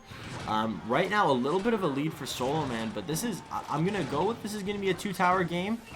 Neither of these players have a building to, I guess, bring that balloon into the middle of the arena. But the last card for Soloman is a tornado. Last card for Soloman is a tornado, so potentially that could be very advantageous, being able to pull... No, it's not a tornado, it's bats. Doesn't this deck usually run tornado? Maybe I'm mistaken. I really thought this this Miner Giant Skeleton deck ran tornado. I guess he's running Fisherman instead. You wouldn't ever run Fisherman and Tornado in the same deck. Interesting. Interesting. So very similar deck. Oh wow, there's not even Royal Recruits in the side of Rad. So a little bit of changes to very meta decks. It looks like the big change are these bats. I don't remember the bats being on the side in Rad's deck. Usually it's Royal Recruits, and then also the Fisherman on the side of Soloman is usually a Tornado. So right now, Rad was losing. Big bomb drop early by Soloman, but right now, it looks like this game is kind of slipping out of the hands of Soloman. The Lumber Loon is just, I guess, a little bit more pressure. Has nothing really to stop these, other than the Snowball, other than the Hunter. It's really hard to stop these raged up balloons. The Fisherman is just not as useful in this matchup. Bats come in, doesn't have the Snowball, had to use it on defense instead. Bats to help destroy the bat. Does the Balloon get a shot? Balloon does get a shot on the right side. Goes in with a late Miner. Don't know why going in, just maybe wanting a little bit of chip damage. But this is not looking good for Soloman. Having a little bit of Elixir, most likely going to be a Lumberjack and a Balloon coming in. Does not get in front of the Hunter. That is going to be crucial. Electro Spirit coming down for the bats that are eventually going to come down. Snowball comes in on defense, making sure that there's no death damage whatsoever. I think Soloman's back. Has Mugi finished today? No, Mugi still has 2 more games today. He's playing next against Pandora. Oh, that's going to be a good match. That is going to be a good match. Ammo Slayer, get ready because we got a good match coming up. Pandora versus Mugi. Woo, baby. GG, well played. Soloman takes it, ties up the set, going to the 3rd game. We haven't had a lot of game 3s today. A lot of these matches have finished in 2. That was Soloman's matchup. Is it? It seems pretty even on my side. Do you watch Boss on YouTube, Cash? Sometimes. I don't really have a lot of time, especially now with basketball being back. I've been watching a lot more basketball. Where's my sub riddle? I can't let that slip. Joe, let me think. I gotta think of a riddle. I have negative brain power right now. I did have a riddle, too. I don't remember what it was. It was like my go-to riddle.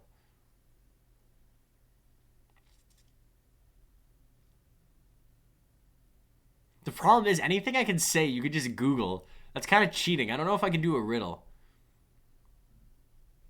No such thing as 100-0, but I can see how Lava has matchup.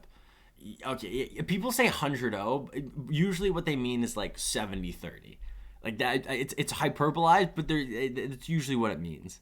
It looks 50-50. I think that was. Can you not rewind the stream a bit? Yeah, why for? Divya Shara, what do you want to rewind the stream for? Give him 10 seconds to answer for... Oh, like I have to say it? Yeah, it's a good point. So if I say the riddle, he has to answer right away. But that's hard because you have to kind of think about a riddle. Like, riddles are usually pretty hard. And especially this one. This one's going to be really hard when I think of it. What's your favorite NBA team? Raptors, baby. It's all about the Raptors, except we suck this year, which kind of sucks. 2 really rough losses, losing 2 games in a row by 1 point. It hurts. Hog Rider, Earthquake, Fireball, Snowball, the Firecracker, Snowball, Valkyrie, Barb Barrel, Inferno Tower, and Bats. I like that deck. You basically have your win conditions as Hog Rider, Earthquake, and then on defense you have Firecracker, Snowball, Valkyrie, Barb Barrel, Inferno Tower. I think that deck's really good. You have triple spell, so you have a quick cycle. You have Valkyrie, Firecracker, Bats, Inferno Tower. Yeah, I think that's good. You definitely have enough air defense. I think you have enough offensive power. And on defense, you have enough bait. Bait's a really easy matchup for you. Cyan the Man. That deck looks really good. Did you make that? The Clippers are mine. Not the Clippers. No, I hate the Clippers. You took Kawhi from us.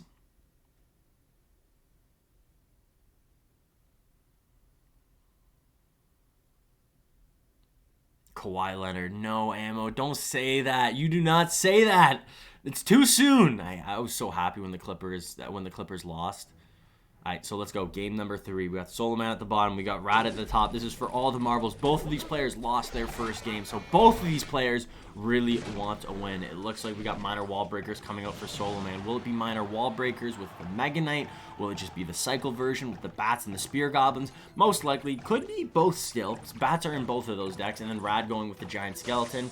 Most likely going to be Giant Skeleton, Royal Giant. That's pretty much the only Giant Skeleton deck we see. So it is going to be Mega Knight. Mega Knight, Minor, and Wall Breakers coming out for Soloman. And then we got the Giant Skeleton, Royal Giant deck for Rad. The only person I've seen use Giant Skeleton other than in the deck, this RG deck, is Soloman actually, using that Minor Giant Skeleton Balloon deck. So far it's good. Using the wall breakers on defense for the Fisherman, that's fine. Can use anything. Having the Royal Delivery as well. Interesting deck so far. So if this is the Mega Knight deck, he's going to have, yeah, most likely is going to be the Mega Knight deck. So opting to go for a Royal Delivery. So not only does he have the drop of the Royal Delivery, but he also has the drop of the Mega Knight. A lot of defense on this deck, but also a lot of offense.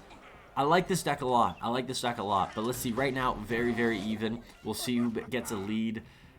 The one thing I can notice a little bit of a problem with this deck, especially against Rad's deck, if Rad can somehow get a Giant Skeleton in front, well, not somehow, it's going to happen, Giant Skeleton in front of the Royal Giant, it's going to be hard for Soloman to stop all the Royal Giant hits. I don't think he can ever stop every single Royal Giant hit. The Royal Giant will most likely always get at least 1 or 2 shots. Soloman doesn't have a building. Doesn't have a Fisherman, doesn't have, I don't know, a freeze. I'm trying to think of ways for how can Soloman stop. That's amazing. Bandit on the left side. Somehow, Rad, a second too late with the Giant Skeleton. We've seen a lot of players, a lot of players today really struggle playing units a second too late. And I don't know what's happening. So Royal Giant does get on tower, gets 1 shot, gets 2 shots, gets the 3rd shot as well. But right now, a matchup that was totally Soloman's is really bad from one bandit misplay, and this game is totally flipped over. Let's go. Rad has matchup.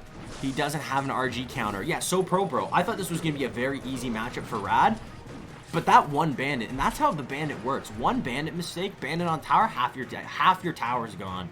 Bandit looked at the GS and said, nope. It's like, no. Giant Skeleton? Nah, I'd rather take your tower real quick. Thank you very much. That's the second time we've seen that today. Same thing happened to Egor.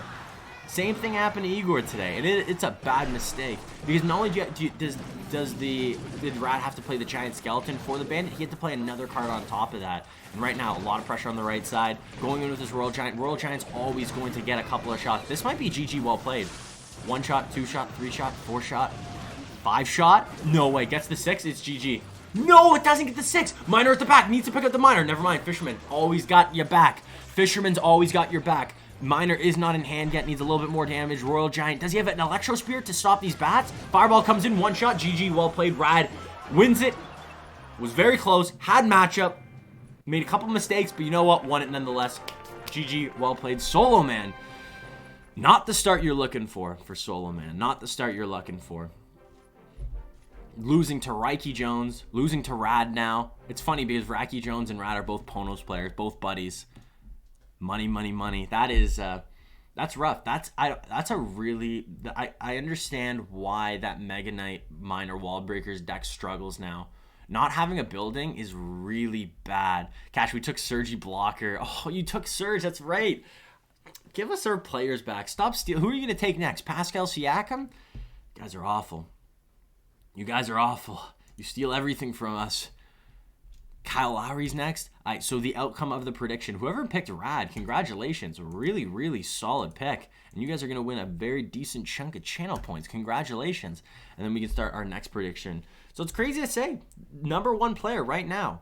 Out of all the talent we have above us, all this talent, RaikiJones, not saying that RaikiJones isn't talented, but when you look at players like Mugi, Egor, even Soloman, Smoke has a lot of hype, Pandora might be joining him, or Mugi. We're going to see Pandora versus Mugi next. Both of these players won their first game, and they're going up against each other. So one's going to lose, one's going to win, and one's going to join Raiki, tied for first. Ooh, this is going to be interesting. This is going to be interesting. Who's on the top? We have I'm going to go with Dora, and then we got Mugi on the bottom. Prediction is coming in for that right now. And this is going to be a great game. Yeah, we'll take Siakam and Anobi. Please don't. Please don't. Rad and Raiki are now in Fav. Yeah, they're both in Fav. Fav's taking everybody. Fav might be taking Kawhi Leonard, too. Time to watch the GOAT again. Let's see it. Let's see it. So Flying Machine, Electro Spirit, it's going to be the Royal Hogs Royal Recruits deck, and then it looks like Pandora is using the Lava Miner deck. We've seen a lot of people use this Lava Miner deck, and personally, I don't love this deck. Maybe I'm forgetting. I think Lava Miner has a solid matchup against Miner Wall Breakers, and that was really popular the last couple of days. So maybe that's why Zappies on defense are going to be very, very clean, dealing with the Miner and the Mega Minion here.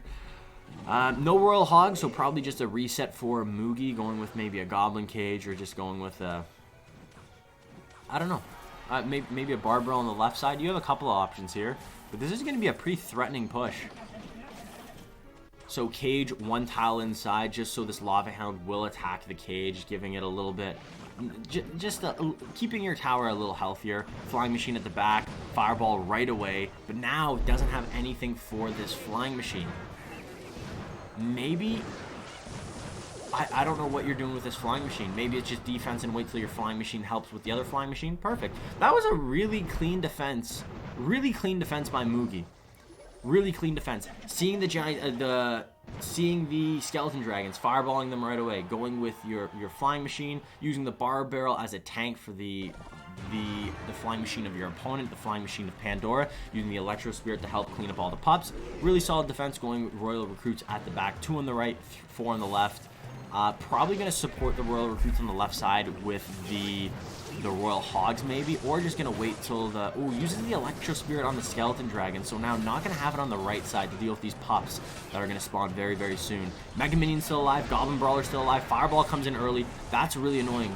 Is he back to an Electro Spirit maybe soon? Wow, really good Brawler. Brawler pulling all the lava pups away from the tower. That's really good.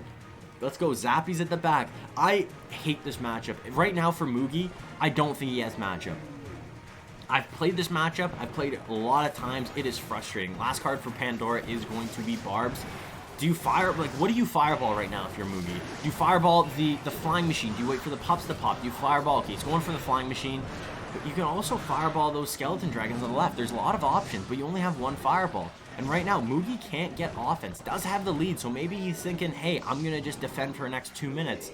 But with Pandora, especially with this deck in going into triple elixir in 48 seconds, that's not possible. Someone will lose a tower, and most likely it's going to be Mugi unless he puts on the Jets. Fireball, you got to pick. Going for the Flying Machine again. Flying Machine, very threatening card. We've seen a lot of people have to overcommit or just use their Fireball for that every single time. But right when you see the Fireball comes down, now going Barbs at the bridge behind the Lava Hound. This is going to be a hard defense. Not really a lot of splash in the deck of Mugi. Maybe trying to cycle back to another Fireball. Electro Spirit needs something to deal with all these units. A lot of damage on the right, a lot of damage on the left. Fireball comes in, misses the Barbarian, not the end of the world. One pup on the right side takes that tower down to 995, and just like that, Mugi lost the lead, and I think that's going to be GG. Well played. 2 seconds away from triple elixir. This is just going to get worse and worse and worse. Zappy's up high, going to try to deal with these Skeleton Dragons. There's 2 questions. When do you go in with Royal Hogs if you're Mugi, and also what are you fireballing? Because now you gotta fireball something. You gotta get value with these fireballs, and you try to have to get the most value possible. Royal Hogs on the right side. Barbs are most likely coming in. He still has his fireball, so if the Barbs come in, this might be a win. This might be a win for Mugi. Mugi might be able to steal this. Flying Machines are still alive. They're going down. You have to fireball on defense here. You have to do something. Fireball on defense, gets the Flying Machine, misses the pups, not the end of the world. On the right side, a lot of units. Going also with the Barbs at the bridge. Just use the fireball, so there's nothing for these Barbs. These Barbs... Oh, what do you do? Royal Hogs on defense, putting pressure on both sides. He has to do with these Barbs. He goes with the Zappies, but that's not going to be enough. One Barb on the right side tower. Goes with the Electro Spirit. A little bit of health left. Arrows come in. That's GG. Well played. Pandora wins it, but way closer than I expected. Way closer than I expected. Wow. Wow, wow, wow. How is Mugi able to defend that so well? Mugi really utilizing his cards in a lot of... He was getting value with the cards that he needed to get value from. The Zappies, the Flying Machine. But he was also utilizing the cage, getting a lot of value with the cage, using the cage to tank for the support troops that Pandora had, but also using the Brawler to distract the troops, the pups, the support troops of Pandora as well. I don't know what Mugi could have done differently. He had almost through... Yeah, Pandora had a really good matchup. Let me check what that matchup was for fun. I'm really curious.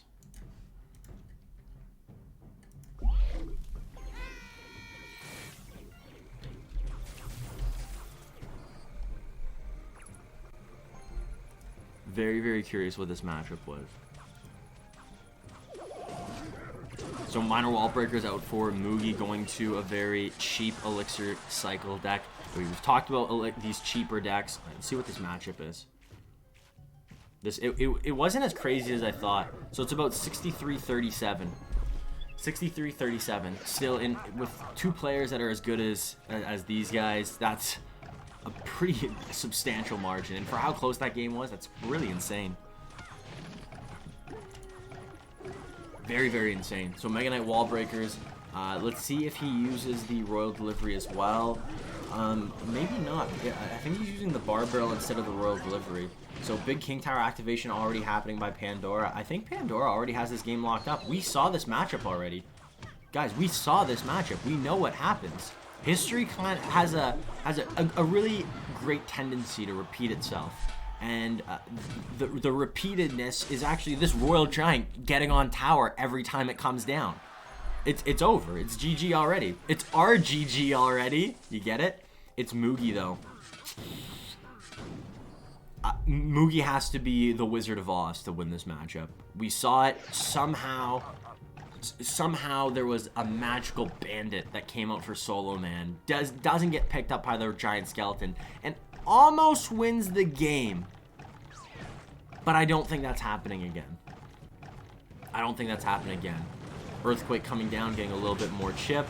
Bandit up high just to distract his giant skeleton. Musketeer is going to die. Minor Wall Breakers on the right. Needs to go with a little bit more. Perfect. Perfect, perfect, perfect play. Going with the Bar Barrel. Going with the Fisherman on defense. Bandit does get the charge on the left side. This game is closer than I expected. This game is closer than I expected. But I'm assuming same thing's going to happen that we saw in the Rad and Soloman match. It's going to be one Royal Giant come down, and you are not going to be able to stop it, no matter how much you try. Bar Barrel trying to get onto the Musketeer, but Bandit's going to defend the Musketeer. Defending the Musketeer is crucial. Getting as much value as possible is going to be very, very important. And I really don't like that Royal Giant. Going into the Musketeer maybe feels like he has to. Maybe feels like that he can. Just because there's not really any answers for this Royal Giant. So gets 2 shots, brings that tower down to 456, and has a substantial lead going with 16 seconds left, 15 seconds left. If you're Mugi, you have to use that. You have to use your brain. You have to think of not only how to win, but I think you're going to have to do it in a very creative way, because doing something simple as minor wall breakers, I don't think that's going to be enough. Or maybe it is. Wall breakers do not get there. The Bar Barrel and the Electro Spirit is enough to take out the wall breakers. And right now, probably just a couple more Royal Giants away. Going minor on the right side and wall breakers on the left. Both wall breakers connect. And just like that, do you believe in miracles? Do you believe in miracles? Well, Mugi does, and it might happen here, except when this Royal Giant comes down. Royal Giant comes down, 8 elixir, Mega Minion up high. There's not enough to stop this Royal Giant. Royal Giant gets 1 shot. Royal Giant gets 2 shots. And the Royal Giant says GG, a royal GG. Pandora, 1, 2, over. Over. Pandora, undefeated. Pandora, remember the name. I guess it's Subdora right now, but... really bad matchups for Mugi. Really bad matchups. And that's a problem. That's a problem in Clash Royale. Even if you're the best player, statistically, you're the best player. If you can't pick the right decks, or if you don't pick the right deck and you get a bad matchup, you're not going to win in Clash Royale, especially against other pro players.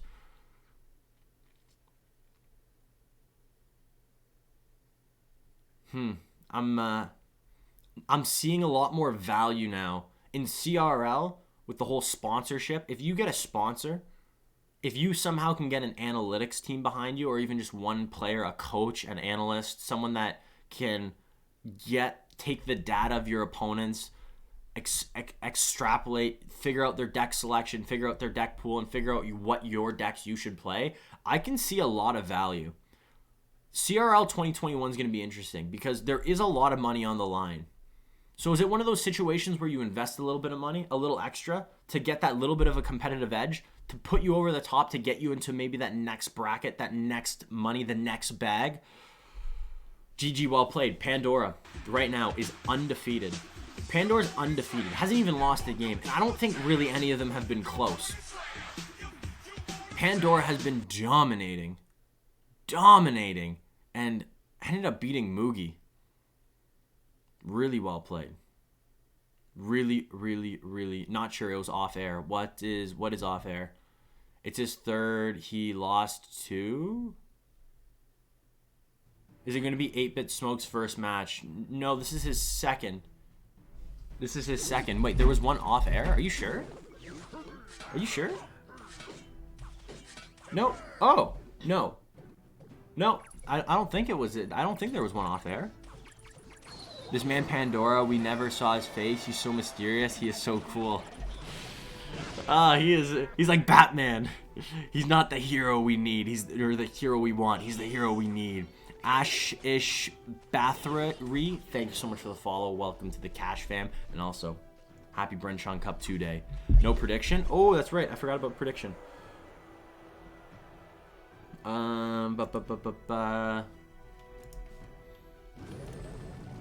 So, the winner. Everybody bet on Mugi, but you know what? Upsets happen. So... we got 8-Bit on the top, 8-Bit. I put 8-Bit. And then we got Egor on the bottom. So, very important game for both of these players. 8-Bit Smoke needs a win. Playing against Mugi in his first match. Very close, but wasn't able to get a win off Mugi.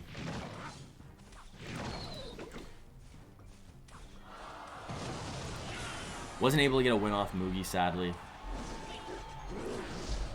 And then also Egor winning his first match in a dominant fashion against Debu, but also losing against RaikiJones in a pretty bad loss against RaikiJones. 2 up, 2 down, and neither of the games were really that close. Egor needs to win. Egor is using a very interesting deck. I've never seen a Lumber. The last card's either going to be Graveyard or going to be most likely Balloon. Balloon comes out. Wall Breakers Miner on the left side. 8-Bit Smoke already off to a really good lead, but with only 1 elixir left, how do you defend this balloon? Bats come down, but Tornado for the bat. That's going to be tower down.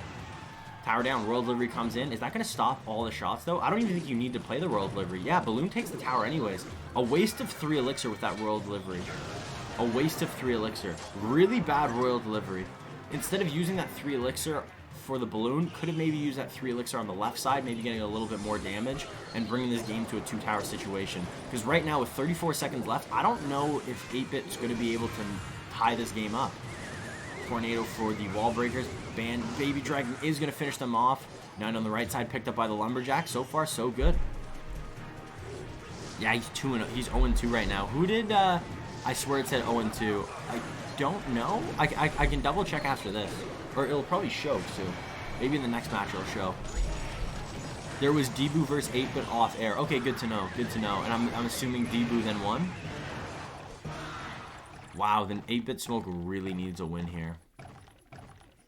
Really needs a win. GG, well played. Easy.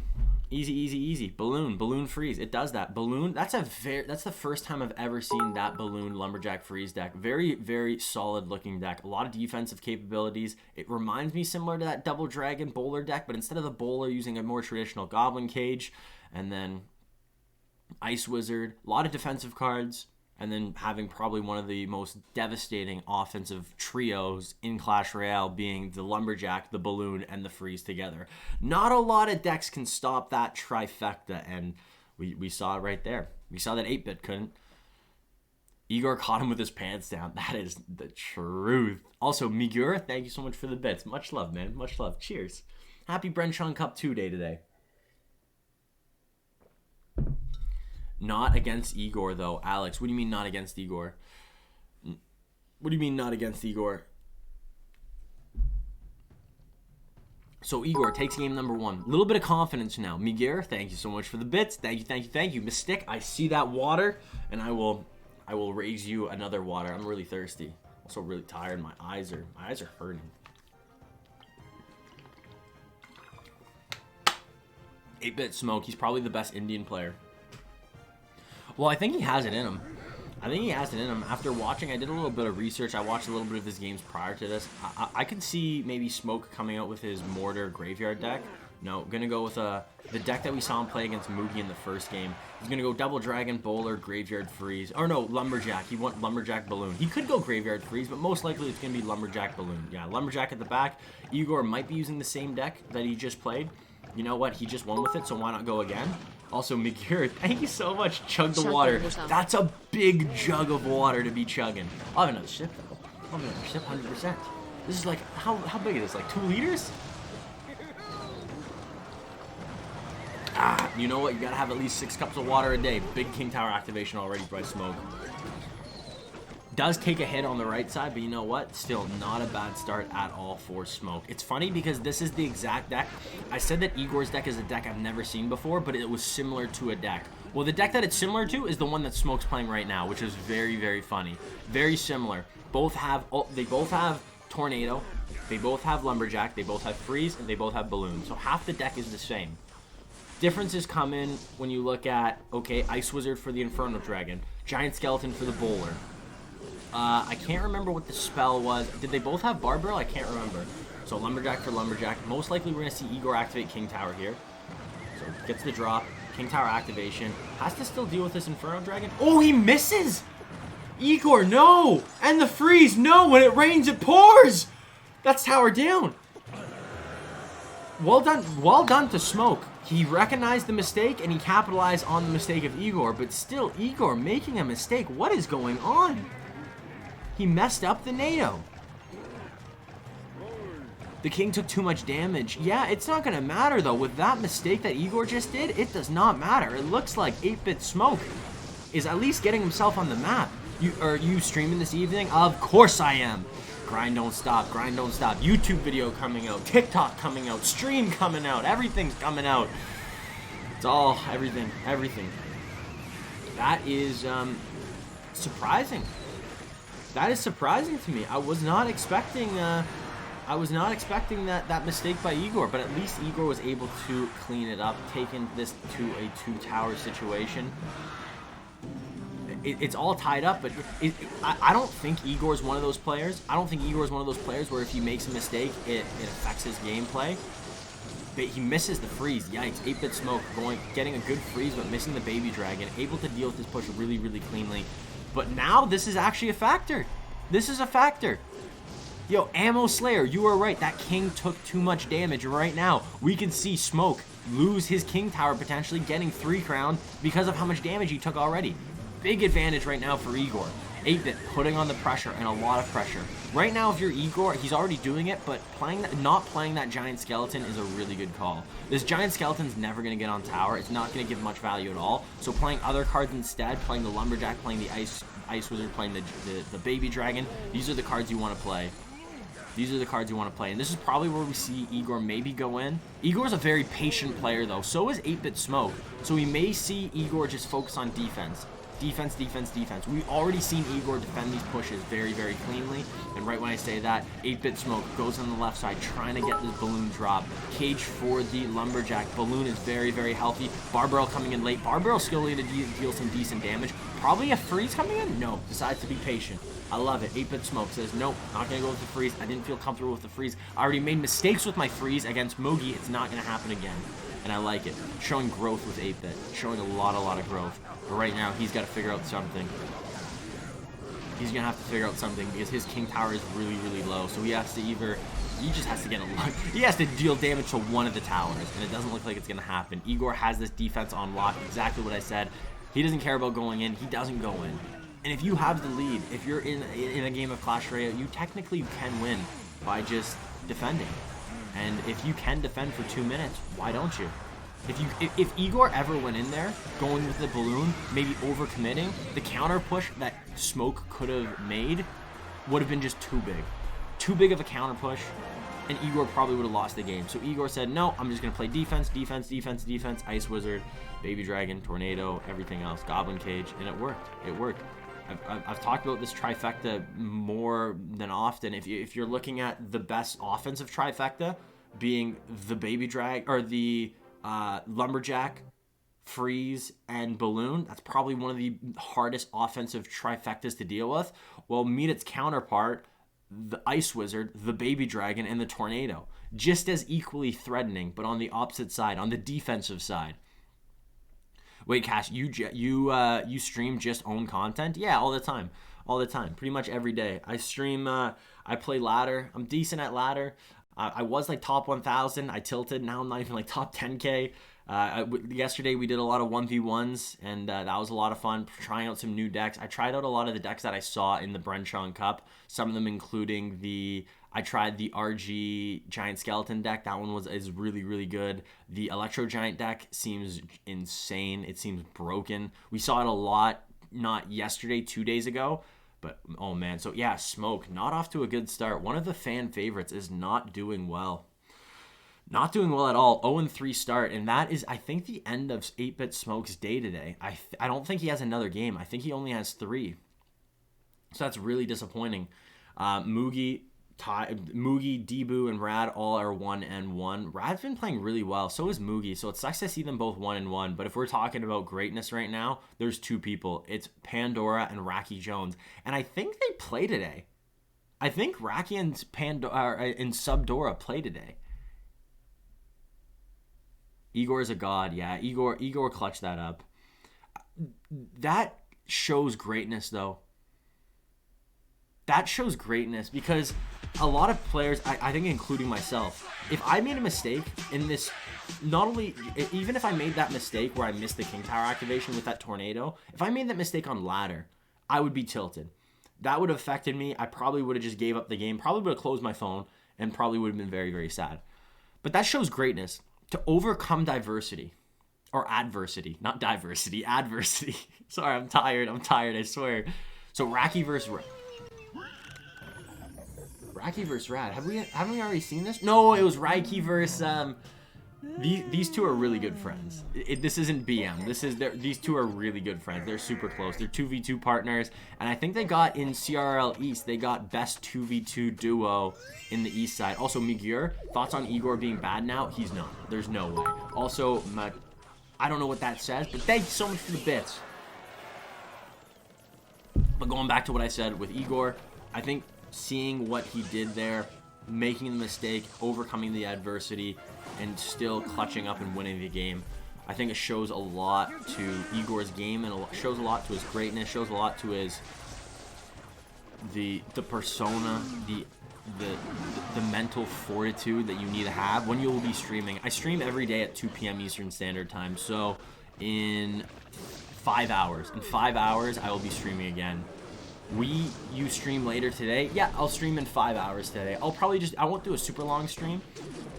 I'll probably just rock some ladder, have some fun, maybe a couple of 1v1s with you guys. Just keep it light. I'm pretty tired. I normally watch Sladen. You're a fun caster too. Keep it up. Cine man, thank you so much. That's awesome to hear. Thank you. I love doing this. This is honestly amazing. I love watching Clash Royale. I myself, like you, watch Rich Sladen. I watch people cast all the time. I love watching quality Clash Royale. I find it super satisfying. The game a lot of the games come very close. It's like watching basketball. In the fourth quarter of basketball, usually a lot of times it comes down to one shot to win the game. Where that's pretty much every game of Clash Royale, where it's one shot, one opportunity. Do you capture it or do you let it slip? Palms are sweating, knees weak. Okay, I'm getting too tired. I'm getting a little out of hand. But I do love Clash Royale. Being able to cast with you guys this amazing content, amazing games, these amazing players, and this amazing Clash Royale is amazing. it's awesome. Smoke is not the greatest of players. I don't think Smoke's bad. I think Smoke's maybe a little inexperienced. I think he's got it. How DF Sam mod? I gave Sam mod as a trial run last week, and he did well. He did really well. He put in the work. He did a good job. He was running the whole predictions for me and everything, making my life easier. So it was fine. It was fine. But that's a story for another day. Speaking of stories, very interesting deck coming out from Rad. This is a very similar, didn't we see a deck like this already today? A very similar deck? I know we saw this deck, this exact same formation, except we saw Mega Knight for Giant Skeleton and we saw the Poison for the Fireball. So very similar decks. Oh, and we also saw the Goblin Cage for Dark Prince. Similar decks, but this Lava Hound deck has been an absolute, if there's any deck of the day, it's this Lava Hound deck, and it doesn't look like it's gonna get the win right now. Very annoying. It sucked. The problem with that matchup was he had to use his barbs on defense for the graveyard, but also had to use it for defense at the bridge. A lot of times the units coming over the bridge, the Giant Skeleton, the Dark Prince to support, and everything else had to be dealt with barbs. But even if you use barbs, the Dark Prince is really good at dealing with them. Hunter as well. Graveyard, still a really good win condition. I know a lot of people, it's definitely fallen out of the favorite. It's definitely not the favorite of pros, and you don't see it a lot in competitive play as much as you did. You still see it a decent amount, and I still think it's really good. Finish the prediction.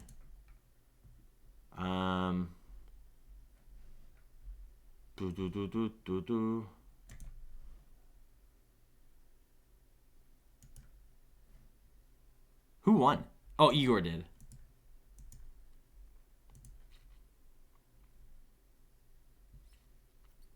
I think it's too late to do a prediction for this side.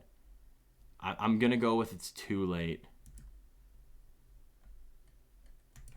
We already saw a win, so if I did a prediction now, that's kind of doesn't really work. Who won, Mugi or Pandora? Was AFK? They haven't played yet. And for Mugi and Egor, I think Mugi and Egor are going to be playing on Sunday. I don't think they play today. I don't think so. I'll have to double check. But I don't think so. We are going to see Mugi, I believe, play once more. Predictions for each game, maybe. Predictions for each game is a little much for me to do. Because then I'd rather just talk to you guys and talk about the game and talk about Clash Royale than focusing too much on predictions. I like how we have it right now. I'll probably just keep it that way, unless you guys want more predictions. And then we can figure it out. Back to lurk mode. Lurk mode activate. Exclamation point lurk. 2K channel points now. Ooh, stonks, baby. I love it. I love it. I love it. I love it. I guess I'm supposed to be on this screen right now. Oh, I feel like I'm too big. I gotta talk to Bren Chong Cup too, because I was watching Rich Sladen's stream and his little dude moved. His little Bren Chong over there, it moved. Mine doesn't move. Dance for me. Dance. Move for me. Pandora beat Mugi, I believe. What? What? Did they play off stream? Oh, you're talking about Pandora and Mugi. Oh, I was thinking about Raiki and Pandora. I brought up earlier, they were the two. Yeah, no, Pandora beat Mugi. And it was pretty bad. It was two really bad matchups. So Mugi, we saw the same matchup that happened with Raiki and Soloman. It was the Mega Knight Wallbreakers deck versus the Royal Giant Skeleton deck, and you just can't stop the Royal Giant with that deck. And Mugi struggled just as much as Soloman did. You can't stop it. So we saw Mugi lose that matchup, and then he went Royal Hogs and Royal Recruits versus Lava Miner, and that was also a really, really hard matchup. Big King Tower activation already. So it looks like Raiki is going to go with the Royal Hogs, Royal Recruits deck, the deck I was just talking about that Mugi lost to Pandora with. And then Rad is going to be using most likely maybe RG Cycle.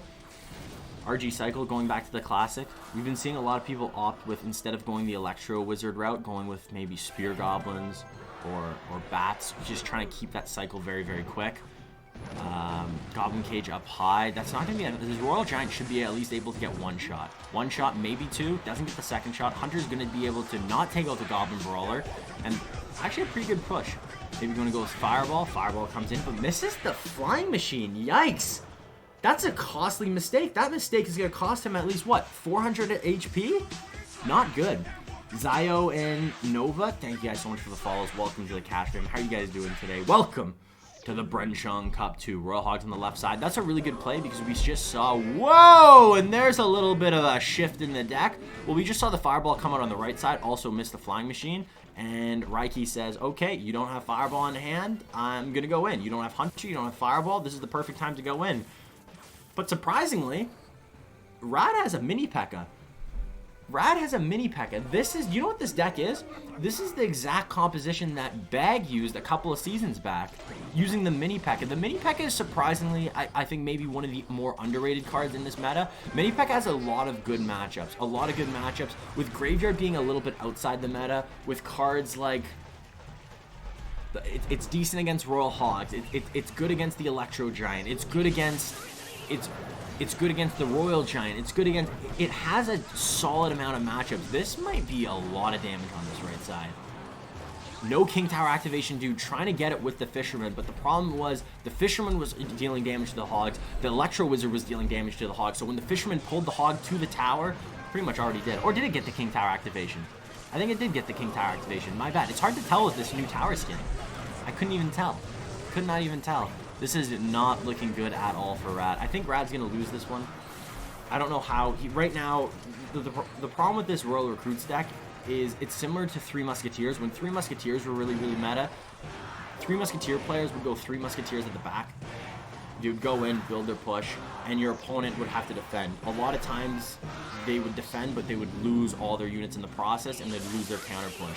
And right now, that's the problem. Rad's having a problem defending and getting that counter push, getting a chance to play that Royal Giant. And right now, these Royal Recruits are going to get a lot of value. Going 3 on the right, 3 on the left, taking out the mini P.E.K.K.A. Flying Machine, Zappies, everything else. Probably Royal Hogs, maybe getting split here. No, probably going all on the left side right now. Going all on the right side, that's going to be GG well played. That's going to be GG well played. I wouldn't even mind. I don't think it really mattered. I think Raiki had this in the bag. And I like that Raiki won that. Raiki has been playing really, really well. Rad's been playing really, really well. Seeing these guys go to the third and final game of this set is awesome. And not only that, but the longer these games go on, the more decks we see, the more quality Clash Royale we see. I love it. I love it. I'm back. How's Egor doing? Igor's doing good. I'm going to go with good. He had a little bit of a hiccup. A little bit of a bump into the road. Really struggled against Raiki. but he has been playing really, really well. He clutched up against Smoke. He played really, really well in his first match against who did he play in the first match? I think Raiki can beat Subdora. Right now, after watching Pandora play, Pandora hasn't even lost a game. Let me say, not lost a set, lost a game. He hasn't lost today. How can you say that someone's going to beat someone that hasn't lost? This guy's impossible. I used cash for hydration redeem yesterday, but you didn't read it. Dandy? Oh, no worries. Sorry about that. I must have missed it. But also, thanks for the hydration. You know what? Better late than never. Smoke won? No, Smoke hasn't won a game yet. He's 0-3 right now. He did play a lot of really good players. He played Mugi and Egor, but wasn't able to get the win, sadly. Was not able to get the win. It's too bad. It's too bad because the games were close. It just comes down to mistakes, minor mistakes. Not like minors in the card, but like minors in like small mistakes. And small mistakes in Clash Royale, one mistake is crucial. 2 mistakes, you probably lose a game. But in CRL, you don't usually see mistakes. You might, even in just one of these, if you watch CRL players, Clash Royale players, professional Clash Royale players, you might see them make one mistake, maybe. I wouldn't even say a game, maybe in like every 5 games. There's not a lot of mistakes. There's not a lot of mistakes at all. What do you think about the NA region? I'm going to say it's the weakest of the regions. I know that's a ballsy statement, but I think it's one of the weakest of the regions. I think Asia is probably the strongest. I think Latin America is probably second, Europe's third, and North America is the weakest. And it's crazy to say that I'm North American, and I'm saying that. I want to see North America do well. I really, really do.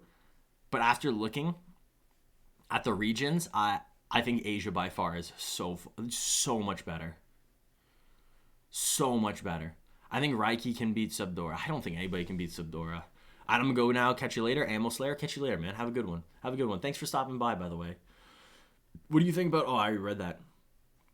Smoke and Debu happened off stream. Smoke lost 2-1. Yes, I did hear about that. And yeah, Debu, you know what? I guess positive for that is Debu got on the board. He lost his first game as well against Egor, I believe. I think it was Egor and Debu. I fully agree, to be honest. Yeah, Bucci, it's pretty apparent.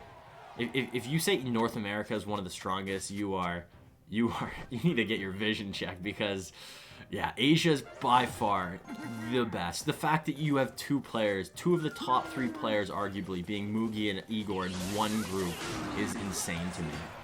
Is insane. And not only that, but neither of those players are even top in their group. Right now, it's Raiki and Pandora.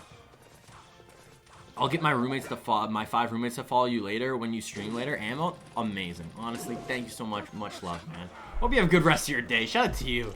Chewbacca, cheers. So Rad, looks like he's coming out with the Fireball. It's going to be that Fireball Graveyard that we just saw him play 2 games ago. Giant Skeleton, Fireball, Graveyard, and then Raiki is using the Minor Mega Knight Wall Breakers deck. This deck, I haven't seen a lot of success. A lot of people have been using this deck, this Mega Knight Minor Wall Breakers deck. I don't like it. I really don't like it. On defense, it just seems to be slacking. On defense, it doesn't seem versatile enough. And it has a lot of offensive powers, but it doesn't have... It doesn't feel good enough. Chewbacca, cheers. Yeah, everybody get their Chewbacca mugs out. Everybody knows that you gotta have a Chewbacca mug. Everybody pull out their Chewbacca mug. Little cheers. Cheers to the Bren Chong Cup. Cheers to these players. Giant Skeleton is banned. Good eye. I didn't even notice that. Yo, Chris, thank you. Chris Trash. Maybe he's gonna go with the Mega Knight as well, maybe? Mega Knight instead of Giant Skeleton. Or potentially Rad might have Giant Skeleton in this deck and just doesn't play it. Because technically, if a banned card is in your deck and you don't play it, you are still okay. And that might be the case here. What are the odds Rad has a Giant Skeleton? Because he would have played Giant Skeleton already. There's been times for him to play Giant Skeleton. I think Rad's last 2 cards are Graveyard and Giant Skeleton, and we're just not going to see him play Giant Skeleton. Ballsy prediction, but that's what I think. Where to buy that Chewbacca? I don't remember. I think I bought it on Amazon. I can't remember.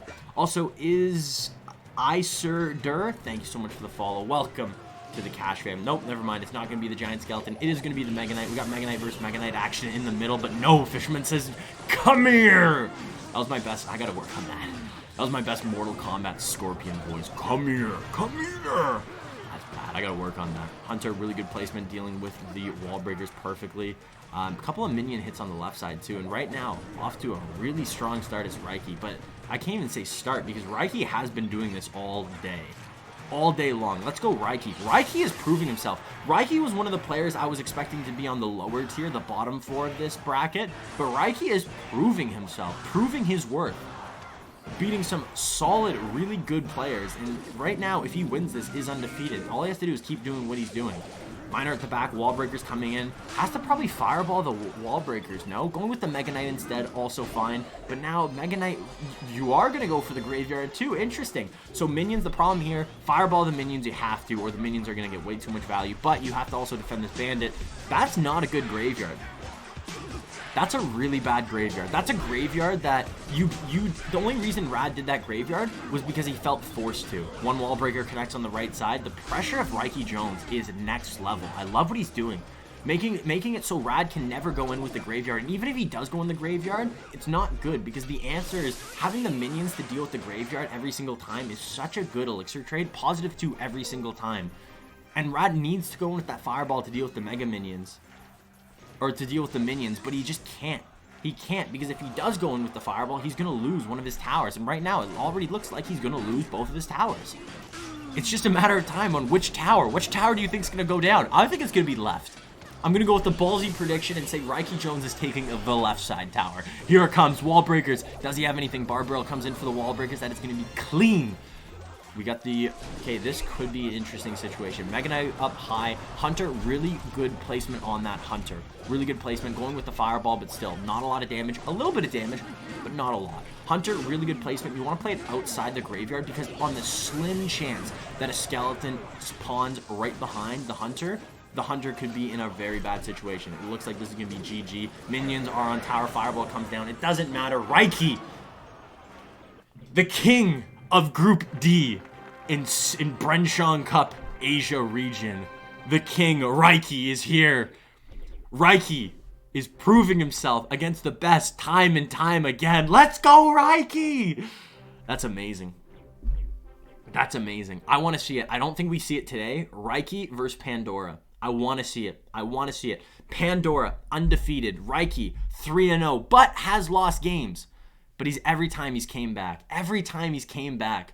It seems like he's coming back stronger, too. Did you see him in that profile picture? In that winning picture? Did he get bigger? He's been doing some bicep curls or something. He looks stronger. Not only that, but even in the game, too. That was a dominant game. I think Rad did everything he could. He did everything he could. The biggest problem in that matchup was, I think, the minions. Which is crazy to say, the minions, because other than the fireball, what could Rad do to deal with the minions? Hunter, if the minions are behind a unit, behind the mega minion or the mega knight, how do you deal with the minions? There wasn't a great answer. Dark Prince really didn't do much in that match. A lot of pressure on both sides being able to play. It's crazy to say that in that deck, there's 4 really defensive cards and there's 4 really offensive cards with that minor wall breakers deck. And the power comes from utilizing those four cards being the minor, the wall breakers, the Mega Knight, and the bandit. All 4 cards that can easily take your opponent's tower. Or at least deal consistent damage. And we saw Raiki using those 4 cards, but using those 4 cards not together, separating them, playing minor wall breakers on the left. Sometimes it was just minor minions on one side and going wall breakers on the opposite side. Really creative pushes, really creative gameplay, and really solid gameplay. Not many mistakes on defense at all. And if you don't make a mistake, you know what? If you have a good matchup, you don't make a mistake, you win in Clash Royale. Easy. Mega Knight Bridge was, that was solid. That was solid. Really, really good. Really well played. Really well played. I'm American, but I live in Japan, so I'm a little biased towards Asia. Bucci? Yeah, that's... Okay.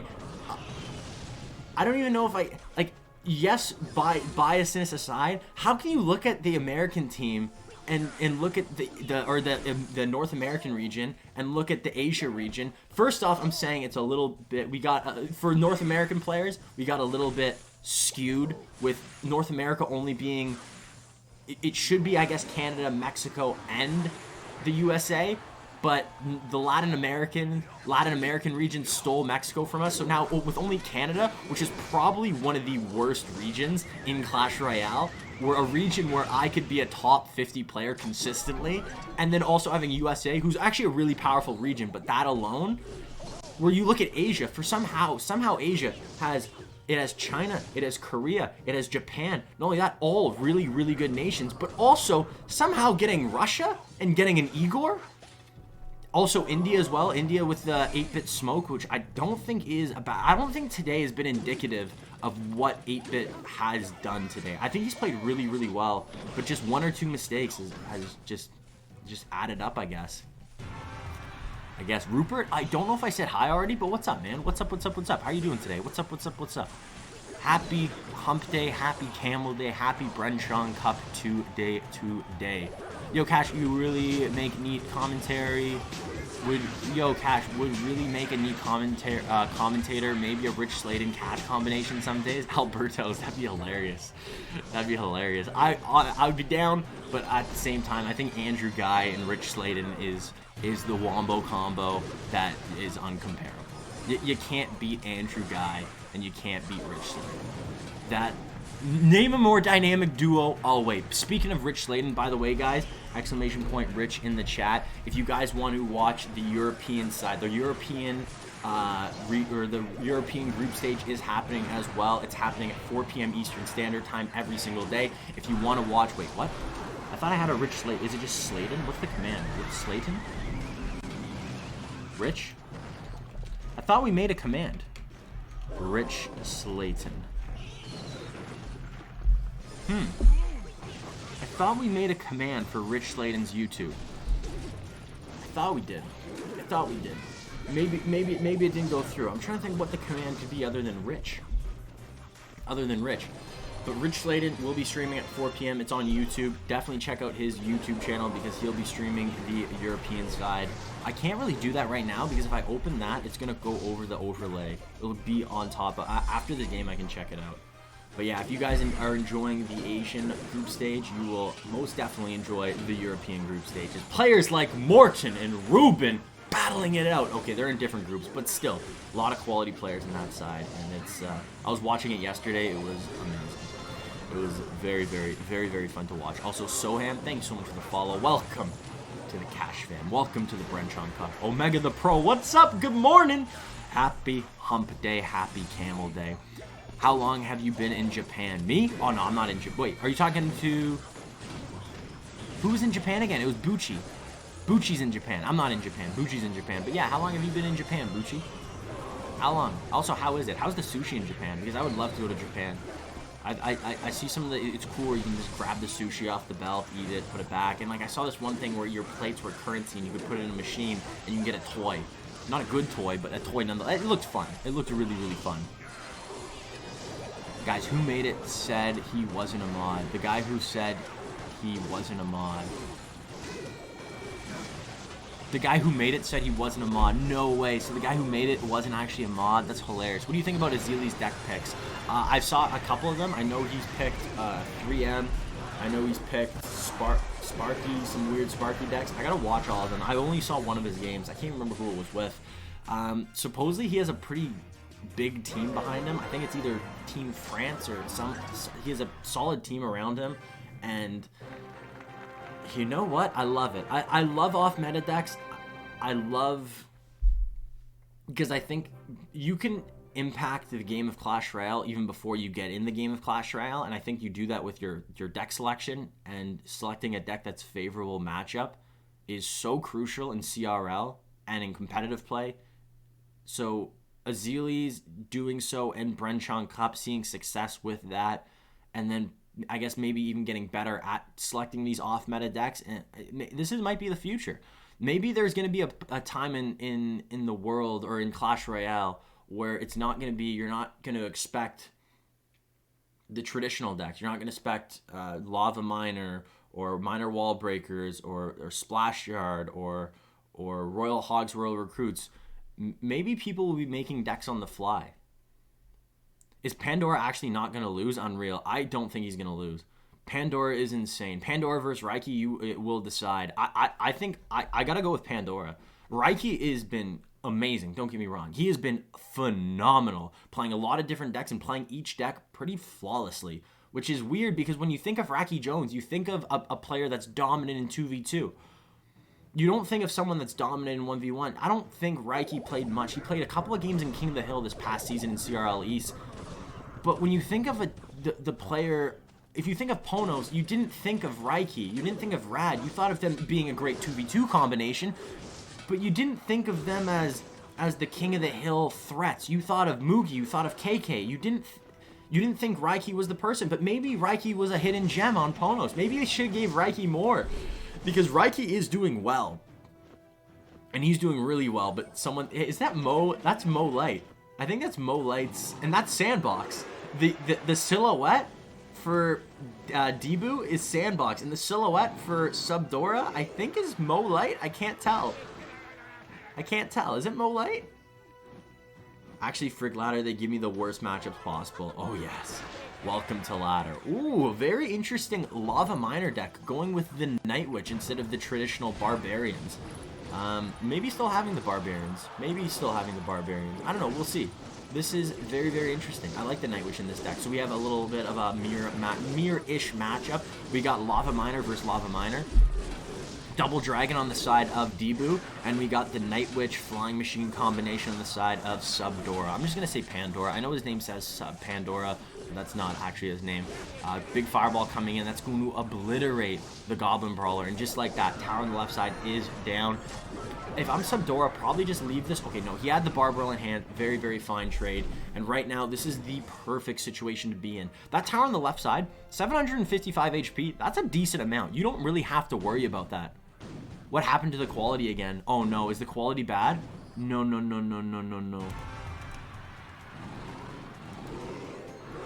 Is it good? Can you guys see me? Everything's fine? No, it's good? Okay, perfect. Wow. Just gave me a heart attack. Dandy, you just gave me a heart attack. I thought we were going to have technical issues again. So far, we're good. It's good. Oh, thank you. I got so nervous. So nervous so quickly. What the heck just happened? There we go. I opened Discord. I missed the Streamlabs. There we go. Oh, I got nervous. My hands were shaking. So focusing back on this game. Perfect situation. Debu still has to deal damage on the left side, and while he's trying to take the left side, which he still hasn't been able to get, Subdora can just start giving himself a little bit of a lead, even if this does get to a two-tower situation, which I don't know if Pandora is going to make it easy at all. I love that high cage. Miner at the back, trying to predict the Miner, not going to get it. Oh, that's not enough. He already used Fireball. He has nothing else. GG, well played. Pandora has not lost a single game in 3 sets. 3 games, 6 wins. I brought this up before. I brought this up at the beginning of the stream. People were excited to see Mugi. People were excited to see Egor play today. Get some more excitement for Pandora. Get some more excitement. Pandora has been playing, and he's been playing well a lot. He's been playing a lot. He can play all the decks. He can play a lot of different decks, and he can play them well, and we're seeing that today unfold right before our eyes. By the end of the Bren Chong Cup, too, I wouldn't be surprised seeing Pandora not only in the finals, but potentially winning the Bren Chong Cup, too. 100. Look at that number. 3 digits. 100% win rate coming out for Pandora. How? He's a really good player, and a lot of people are sleeping on him. I totally agree. Pandora is a name. I don't know why I know his name. Did he win another tournament? Because I don't think enough people know about Pandora, but I know about Pandora. He did well in something. He won something. What was a recent tournament that we had?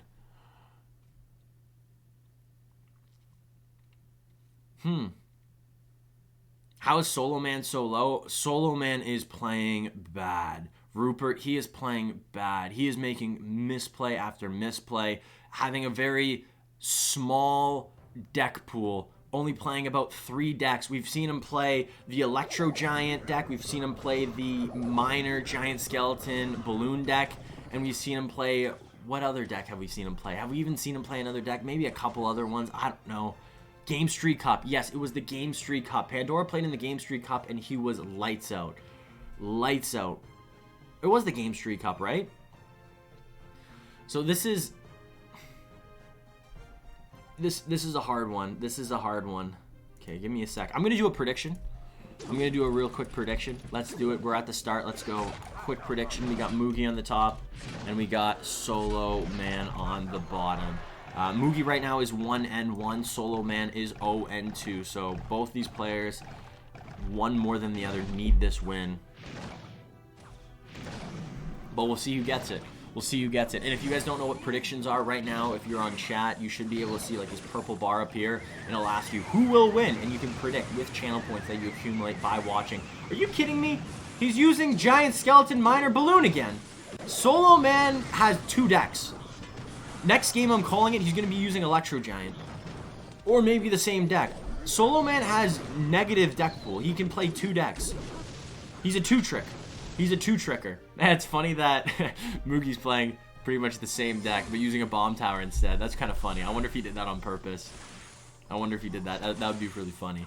But yeah, for predictions, you can predict who do you think is going to win. Is it going to be Mugi or Soloman? It's not just the game, it's the entire set. If you win, you get channel points back, and you can use more channel points, and you can use them in the channel to get different rewards. You can get emotes, you can get, you can tell me to drink water. A lot of stuff, It's a lot of fun. So if you want to predict who's going to win, you can do that right now. You got like 30 seconds to do that. He's a ladder god. Pandora is most definitely... Oh yeah, maybe I'm thinking of Pandora just from like Drexen streams. I've been watching Drexen streams a lot. I wonder if he was trying to go for Mugi. I think that mortar... Whoa. Really bad tornado. Okay, so the Minor was an interesting play. I think he played the Minor where he did was... I think Mugi wanted to use the Minor to pull the Giant Skeleton back so Mugi's Giant Skeleton couldn't get on tower. And then, because the Minor didn't work, tried to go with the Tornado pull. The Tornado pull didn't really do anything, but it doesn't really matter. Still has a really dominant lead, and also having that bomb tower to pull the balloon into the middle just adds another, I guess, another layer of defense that the balloon of Soloman will have to get through. It looks like this is probably going to be GG well played, but we'll see what happens. Minor on tower does get picked up by the Ice Wizard. Bridge battle is won by Mugi, but it's not going to matter. The bomb of the Giant Skeleton goes off. Ice Wizard stays alive. We got a little bit of a push going on. Minor on defense in the back. Soloman needs to get something going, a little bit of offense. And it doesn't look like he can. Drink some water. Perfect! I needed some H2O in my belly. Get in my belly. Slap the jug. So Bomb Tower, they have an exact mirror match. Soloman goes for the King Tower activation, but why go for the King Tower activation now? There's a minute and a half left. Is that really going to help? Maybe. Maybe. You can make an argument. You can make an argument for it helping, but Soloman really needs some damage. Does get a decent amount of minor chips, but right now, if you're looking mirror match, if you're looking at a mirror match, the only way right now Soloman wins is if a balloon gets on tower. And right now, I don't see that happening. Really good bomb tower. It's going to pull in the balloon and also help with the minor. Ice Wizard is going to help with this balloon as well, and now both towers are going to be shooting the balloon. Does it even get death damage? If it gets death damage, that is very significant. Yeah, death damage does come in. Now the lead just gets larger and larger and larger. As long as Mugi can defend this left side here, I don't know. I really don't know. Mugi is... You can even activate King Tower right now. Even if this balloon does get through, he can just pull that balloon right to King Tower. Exactly. Activate King Tower. Totally have his tower untouched. Mugi is going to win this game. 35 seconds left. I can't think of any play unless Mugi falls asleep, unless his phone explodes, unless his dog pees on his phone while he's playing the game, which I don't think is probably going to happen.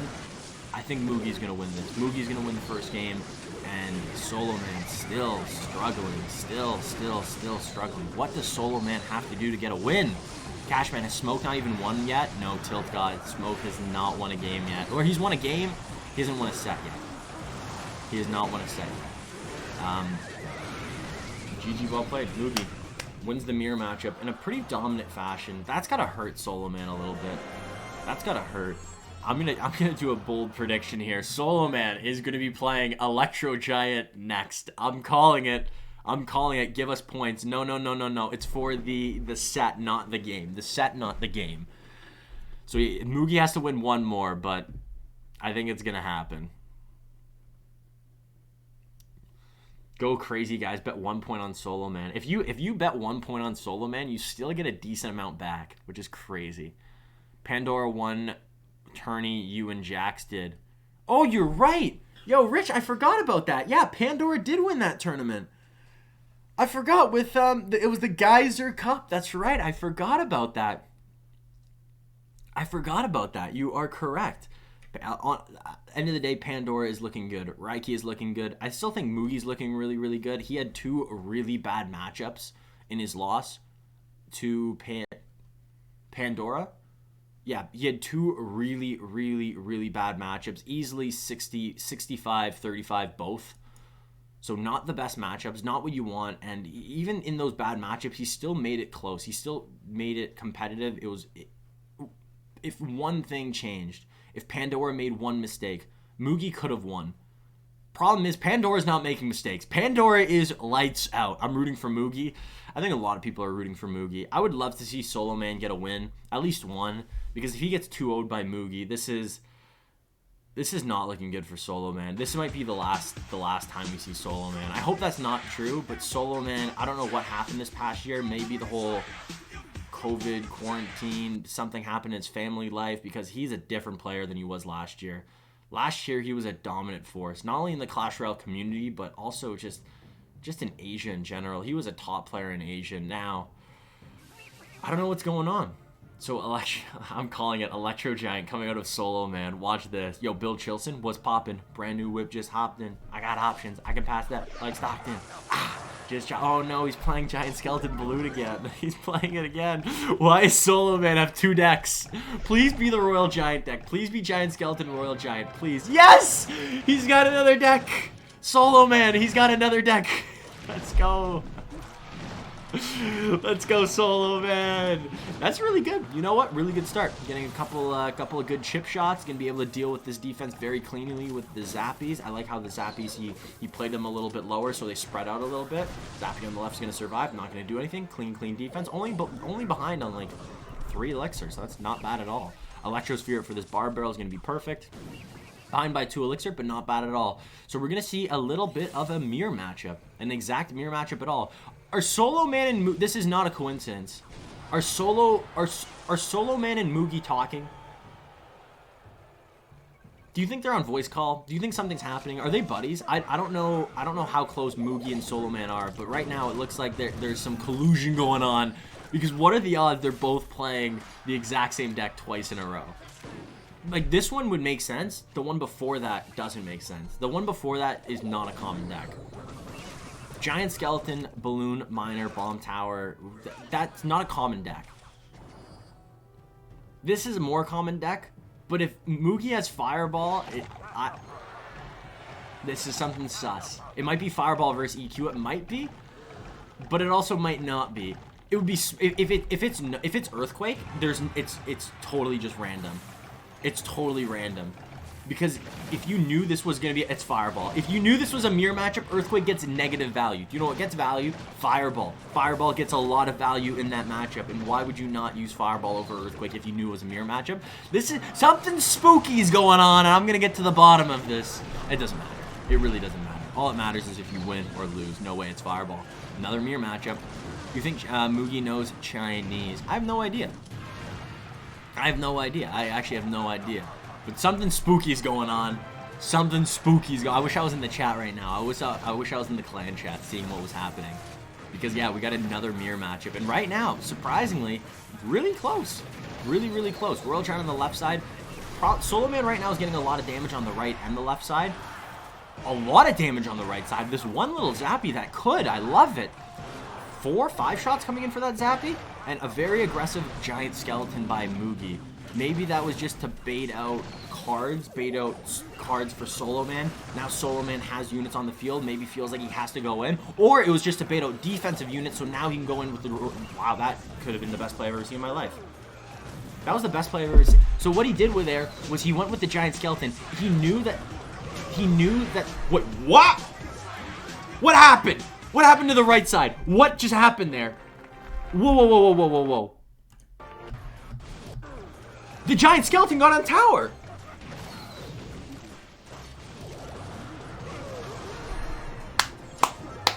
The giant skeleton got on tower. Okay, there's a couple of things to dissect there. First off, I really like that giant skeleton because you knew that most likely Soloman was going to use the fisherman to deal with the giant skeleton, pulling it in the middle. But not only that, he also used another card. So it's 2 cards, 2 defensive cards, and now his cycle's a little not the best. So there, he realizes, I can go in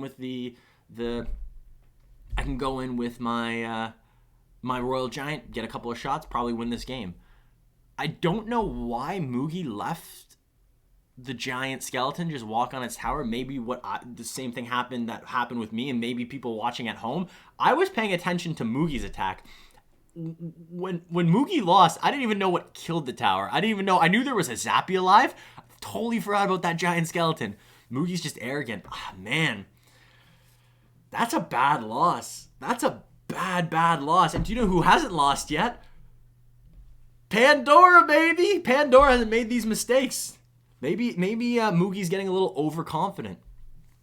He outplayed but didn't. Yeah, that's weird. That was a really good play, but also probably that was the best play I've seen today and also the worst play I've seen today. I don't know how that makes sense. Mugi's overrated. I don't know about that, but you know what? People make mistakes. At least now we know for sure that Mugi is not a robot. He's not an AI code. He's not just he's not going to take over the world one day. So that's a positive. But not if you are a Mugi fanboy, part of the Mugi team, Team Moogs, that's not what you want to see. That's a mistake that if you are the best player in the world or a top 3 player, that's a mistake you don't make. A giant skeleton walking on your tower and winning, and against a struggling Soloman, giving Soloman a little bit of confidence, a little breath of fresh air, isn't what you want to do. Soloman's still a good player. He's had a rough start. What are the odds it's another mirror match? Even though Mugi lost a mirror match, I wouldn't say he got outplayed. I don't think so either. I think Mugi played way better. So we're not seeing a mirror match. Wow, were the first 2 just random? Next match. That's going to be a huge match as well. Rad versus Egor. Next match. That's going to be awesome. Awesome. 8-Bit Smoke is a noob. He played well. It's the little misplays. They add up, and they add up quick. You can't be making misplays against the players he was playing against. He was playing against Mugi. He was playing against Egor. And against Mugi, there was a couple of plays. A couple of freezes that I didn't really understand. Just overall, just weird baby dragon. A little early.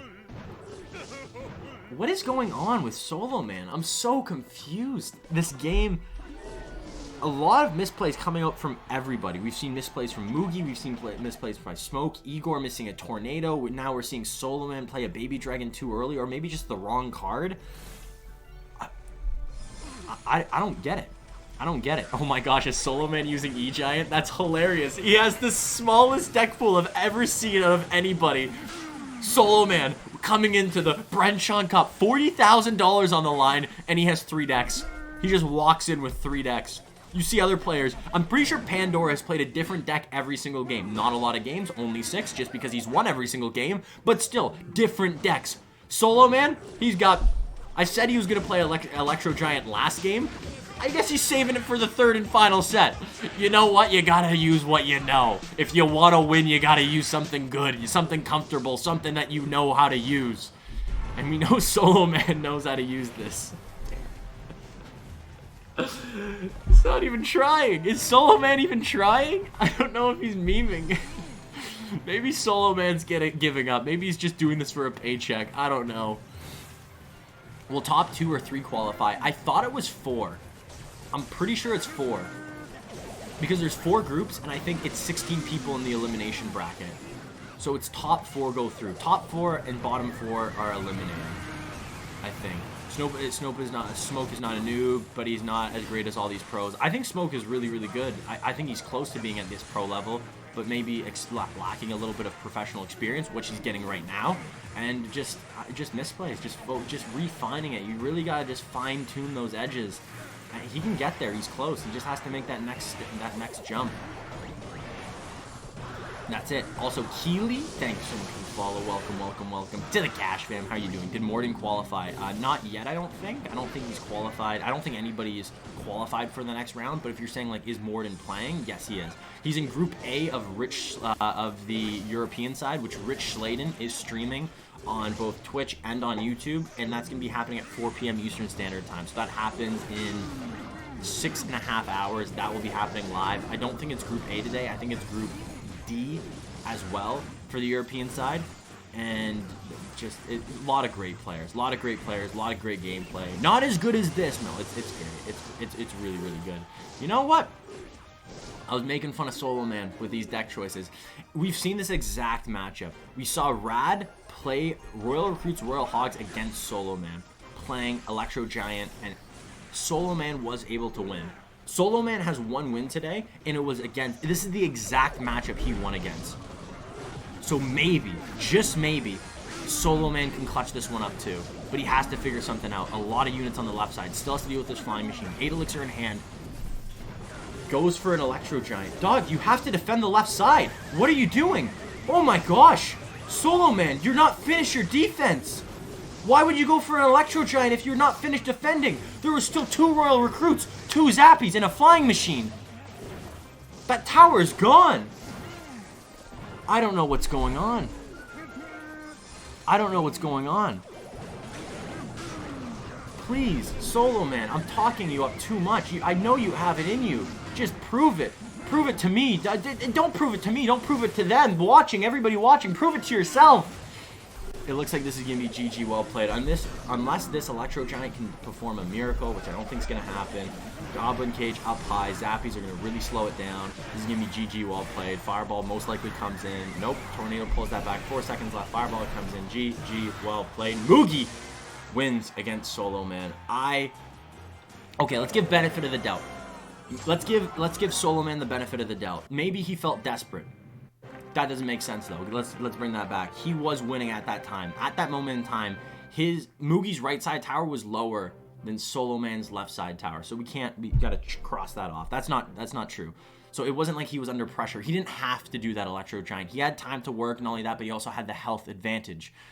So why would you ever go with the Electro Giant 8 elixir card when maybe he just didn't have anything in hand? Maybe that's it. Maybe that's it. It had to be something. I don't know what his cycle was.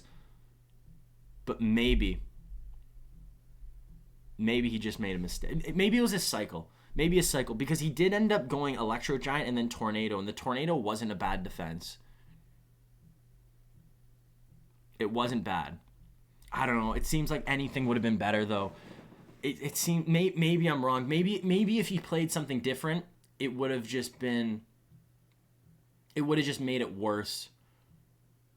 I don't know. Maybe he was going for that risky play, risk it for the biscuit. I don't know. It's hard to say. I'm not Soloman. I'm not living in his head, but Soloman, not the start we're looking for. Not the start. 33% win rate. Not great, but not awful. A lot of those games were close. And not only that, but bringing Mugi, one of the best players in the world, to the final game, final set, maybe a little lucky because of the whole giant skeleton on the right side. I don't know what happened there. But that was close. That was close nonetheless. So you got to give Soloman credit. You got to give Soloman credit for what he's doing. He's playing good. The games are close. Like 33% win rate isn't bad. 33% win rate is better than Debu's, and Debu has a win. Soloman's not playing bad. It's maybe his deck pool. I think maybe just Soloman's got to play a little bit different decks, trying to go for a sniper too, going for, I don't know. Your commentary is genuine and honest. My commentary... Oh, of course. Of course my commentary is genuine and honest. I wouldn't be like, Soloman's the best! That Electro Giant is amazing! That is... I really don't know. I really don't know what happened with that Electro Giant. I really don't know. Soloman does lose. Mugi does win. A lot of you guys predicted Mugi to win. But let's see who's going to win here. Rad was almost one of the... He almost took a loss, or he almost took a win away from RaikiJones. Almost gave RaikiJones his first loss. What is Egor playing? What is Egor playing? Let me set this prediction real quick because I need to watch this game ASAP. Egor on the bottom. Okay, perfect. Rad Egor predictions now is in chat. If you want to predict who's going to win, is it going to be Rad on the top, Egor on the bottom? You can do that right now in the chat with channel points. You get that for free by just watching the stream. And it is going to be probably Royal Giant Goblin Barrel. If I had to make it's Egor's playing GS. Giant Skeleton? Giant Skeleton. Is it going to be Giant Skeleton? Is it going to be... there's no way it's clone. You'd be Skeleton Barrel. Is it double barrel? It's either going to be double barrel or... it's going to be Royal Giant, right? It has to be. This looks so much like a Royal Giant deck. Royal Giant Minion Horn? Is that the last 2 cards? Royal Giant, baby. I got it. I got my juice. I got my stuff. I got the skills to pay the bills. Rad's using a very interesting deck as well. Going with a Lava Miner deck, but using the Wombo combo of the Fisherman and the Hunter. A combination that you don't usually see in Lava Hound ever. So Bomber is going to try to kill the Hunter. That's not going to be enough though, is it? Wow, it is. Shout out to Egor knowing Bomber interactions. I did not know a Bomber 1v1 against a Hunter won. So shout out to Egor knowing his interactions, proving his versatility. I love it. I love it. I love it. I love it. India has so many gems in CR, but because lacking opportunity in competitive, they can't qualify. Hey, I don't know if I can say that anymore, Ace. I don't know if I can say that because they had an opportunity. They have an opportunity with the Bren Chong Cup, community tournament, open qualifiers. Anybody can qualify. All you have to do is just show up to one of the qualifying tournaments, prove your stuff. If you are truly one of the best, a gem, go to this qualifying tournament, prove your stuff, show what you're about. And we saw 8-Bit Smoke, who's playing next up against Pandora. Wow, 8-Bit does not have a good starting 4 players. I guess everybody in this group is such a dominant force. Really late Skarmy. Yikes, it looks like Egor's going to take a loss. I love this off-meta deck, but it doesn't look like it's doing Egor any favors right now. Fireball comes in, obliterates the Zappies. Hunter comes down late, but it's not going to help. It's GG, well played. Did anybody see that last card? Did anybody see Rad's last card? I'm dreaming. This isn't real. This isn't real. This isn't real. This isn't real life. What is going on? With the last match with Soloman and Mugi doing... Wow. With I don't even know what to say. With their match, with their 2 mirror matches, and then the plays that we saw there. Now seeing an RG Giant Skeleton bait deck versus a Lava Hound Giant deck. Ugh, it just sounds bad even saying it out loud. Did Rad get copy glitch? It had to be a copy glitch, right? It's weird because he had Fisherman, and I brought that up. Or no, he had Hunter, and I brought that up. Wow, Hunter in a Lava Hound deck. Kind of weird. But you know what Hunter is usually in? Giant decks. So maybe there was a little bit of a glitch. Maybe instead of Giant Hunter, it was supposed to be Barbs and...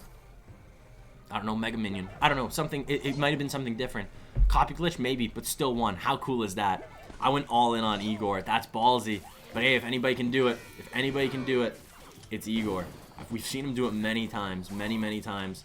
So Rad, Zappies, Hunter. This is going to be a graveyard deck. Rad's using a Zappies graveyard deck, I think. It could be Freeze, too. Probably not. Egor just going with Minor Wall Breakers. So now, no more Mr. Nice Guy. No, going with... What is going on? What is this? Graveyard Balloon? Graveyard Balloon? Rad is a madman. Losing to RaikiJones, Rad has lost his sanity and is now just totally has no sense of, or nothing. Rad had copy glitch. Sure, he had copy glitch. He doesn't have it right now. There's no way he gets copy glitch again. Rad is a madman. Madman. Parse his deck with a twist. And I love it. You know what? Egor is a really solid player. A really good player. So beating him in an even match, an even playing field, not an easy task. But playing an off-meta deck, maybe just shifting that playing ground a little bit in your favor. Maybe that's what you have to do. Maybe we're finding Egor's kryptonite right now. My man Rad experimenting. Yeah, yo, Eric, this isn't the place to be experimenting, though. I don't think in the Bren Chong Cup where $40,000 is on the line is where you want to just try out new decks. Be like, do you know what's a cool combination? Graveyard and Balloon. I just picture Rad going on, what is it called? The Clan Wars 2. And do you know how you can do like a random deck? I'm pretty sure that's what he's doing. Rad is just clicking random deck, seeing what happens and just saying, hey, Balloon Graveyard, I'm about it. Surprisingly, really good matchup too. Really okay. Maybe not. Maybe not. Egor's a really good player. And having the Hunter, the Bats, the Bomb Tower to pull in the Balloon, and then having the Royal Delivery on defense. Igor has enough defense. And the problem is Egor is going to do what he does best. And he's going to defend. This is going to be a really good push, though. Going to go probably Balloon. Going to go for the Fisherman as well. Now go for the Balloon. Go for the Graveyard. Is he going Graveyard left side, Balloon right side? Where's the Balloon? He doesn't even go for the Balloon. I think the Balloon's probably one of the best cards to use. I wouldn't use Graveyard over the Balloon, would I?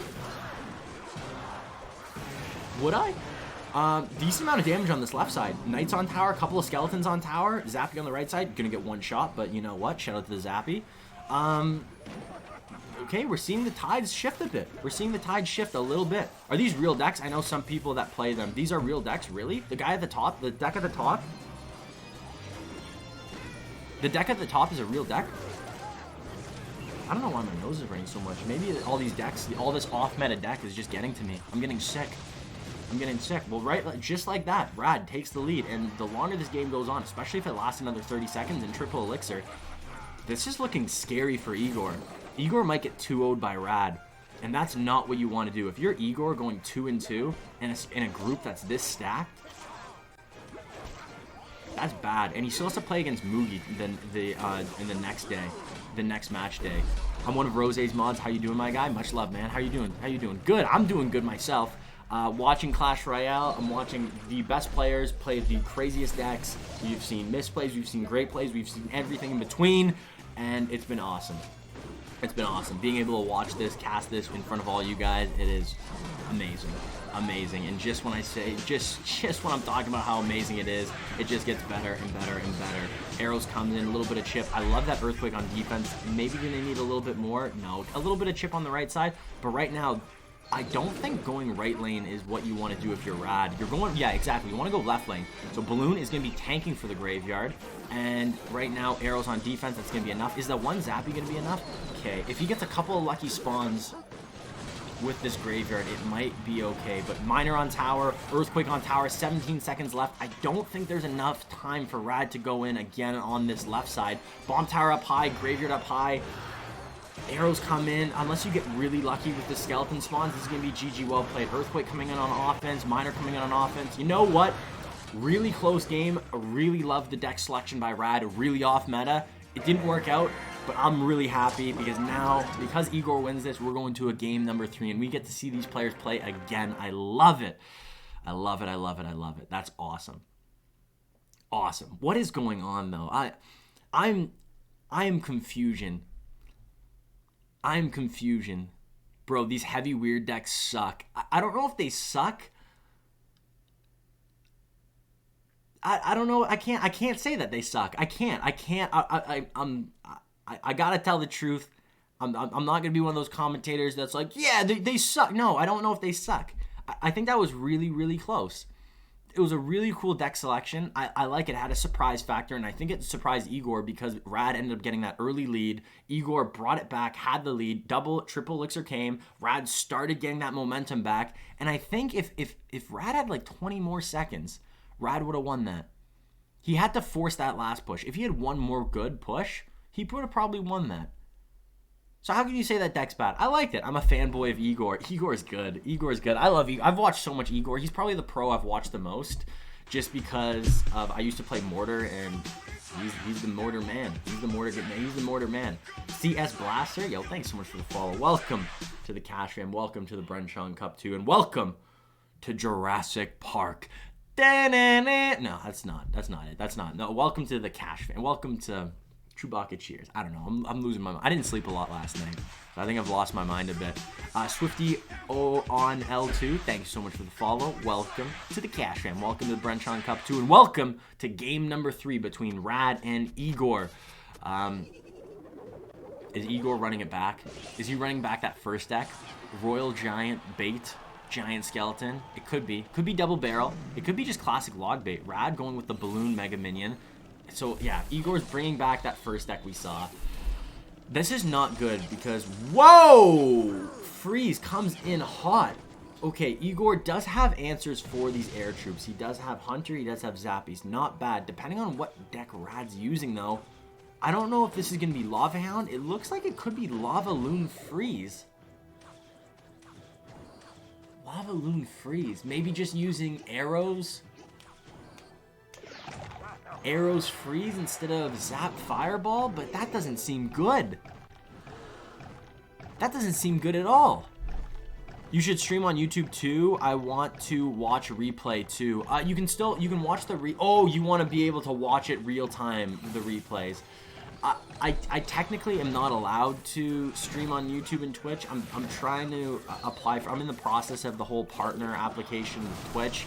And if you're not supposed to be streaming on both Twitch and another platform if you want to be partner. So I can't really do that, but now I understand because I usually, if I have to choose between watching Rich Sladen on YouTube and Twitch, I usually watch on YouTube because I can kind of go backwards and forwards and like skip certain things and stuff. If they're just like waiting the first 2 minutes, I can skip to the action. Don't hate on any player. Enjoy the competition. You know what? Hate is part of the game. I know hate is, a lot of people are like, yeah, you got to stay positive. Don't hate. Hate's part of the game. I guess maybe I'm thinking of sports in general, like hockey, basketball.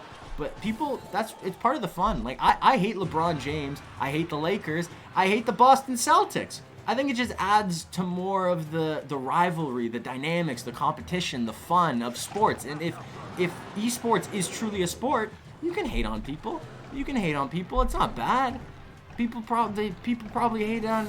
That's just how sports work. People probably hated Wayne Gretzky and Michael Jordan, and I don't think that's bad at all. The only thing that's bad here is right now is Rad. I almost said B-Rad, is Rad's deck. Rad's deck he is going off meta as it comes, but so is Egor. I don't know if they're making bets on the side. I don't know if Soloman and Mugi had this mirror off bet. I don't know if Rad and Egor is having this off meta battle of the Goliaths bet. I don't know what's going on. Cash for Partner 2021. Hashtag, baby. Shout out to you, Broski. Also, good morning, man. How are you doing today? Yeah, this looks like it's going to be GG for Egor. He doesn't have a big spell. He can just get back to Goblin Barrel. Doesn't have a Fireball for this. Yikes, this could be a problem. Uh-oh, Skarmy on the left, Goblin Barrel on the right. That's going to be GG. Tries to go with the freeze on the left side. Won't matter. GG, well played. Egor wins the battle of the off-meta masters. That was a clever on-the-spot thing to do. That was a well thing. But GG. GG, well played. That was awesome. That was probably the most fun match we've had in the Bren Chong Cup 2. At least the most fun set by far in this group, in all the groups. That was awesome. That was awesome. We saw off-meta decks, two great players battling it out. We saw the games go back and forth, to and fro. All the games were close. That was awesome. What else can you ask for? Love your honest and genuine cast, and I do my best. I do my best, Ace. That's all you. If you don't have genuine and honesty, what do you have? Liars and non-genuine people. And that doesn't sound good at all. So let's look at this bracket. I kind of want to pause it here just because I know for a fact it's going to skip through this. So quick little look at this bracket.